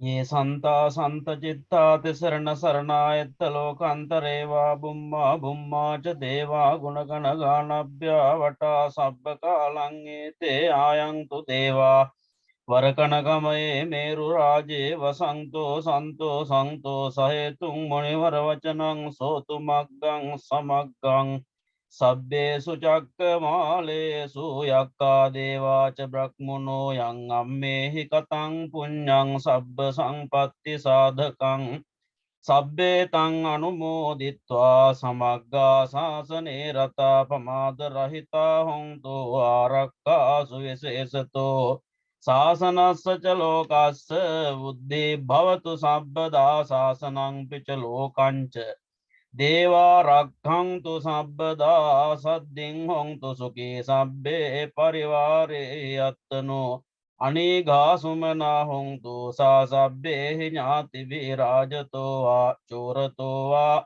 manussato va abgito va udakato va pisachato va kanukato va kantakato va nakkato va janapada rogato va Asaddangmato sangdittito sapuresato changd hatti ansamika gona kukura vichikamani sappadepi Achataracha sokaramaya yakharak sadi nana bhayato nana rogato nana upadavato arakhanganantu etena satchavajjena Sottite hotu sabbadaye tena saccavajjena sabba rogo vinasatu tena saccavajjena hotu te jaya mangalang.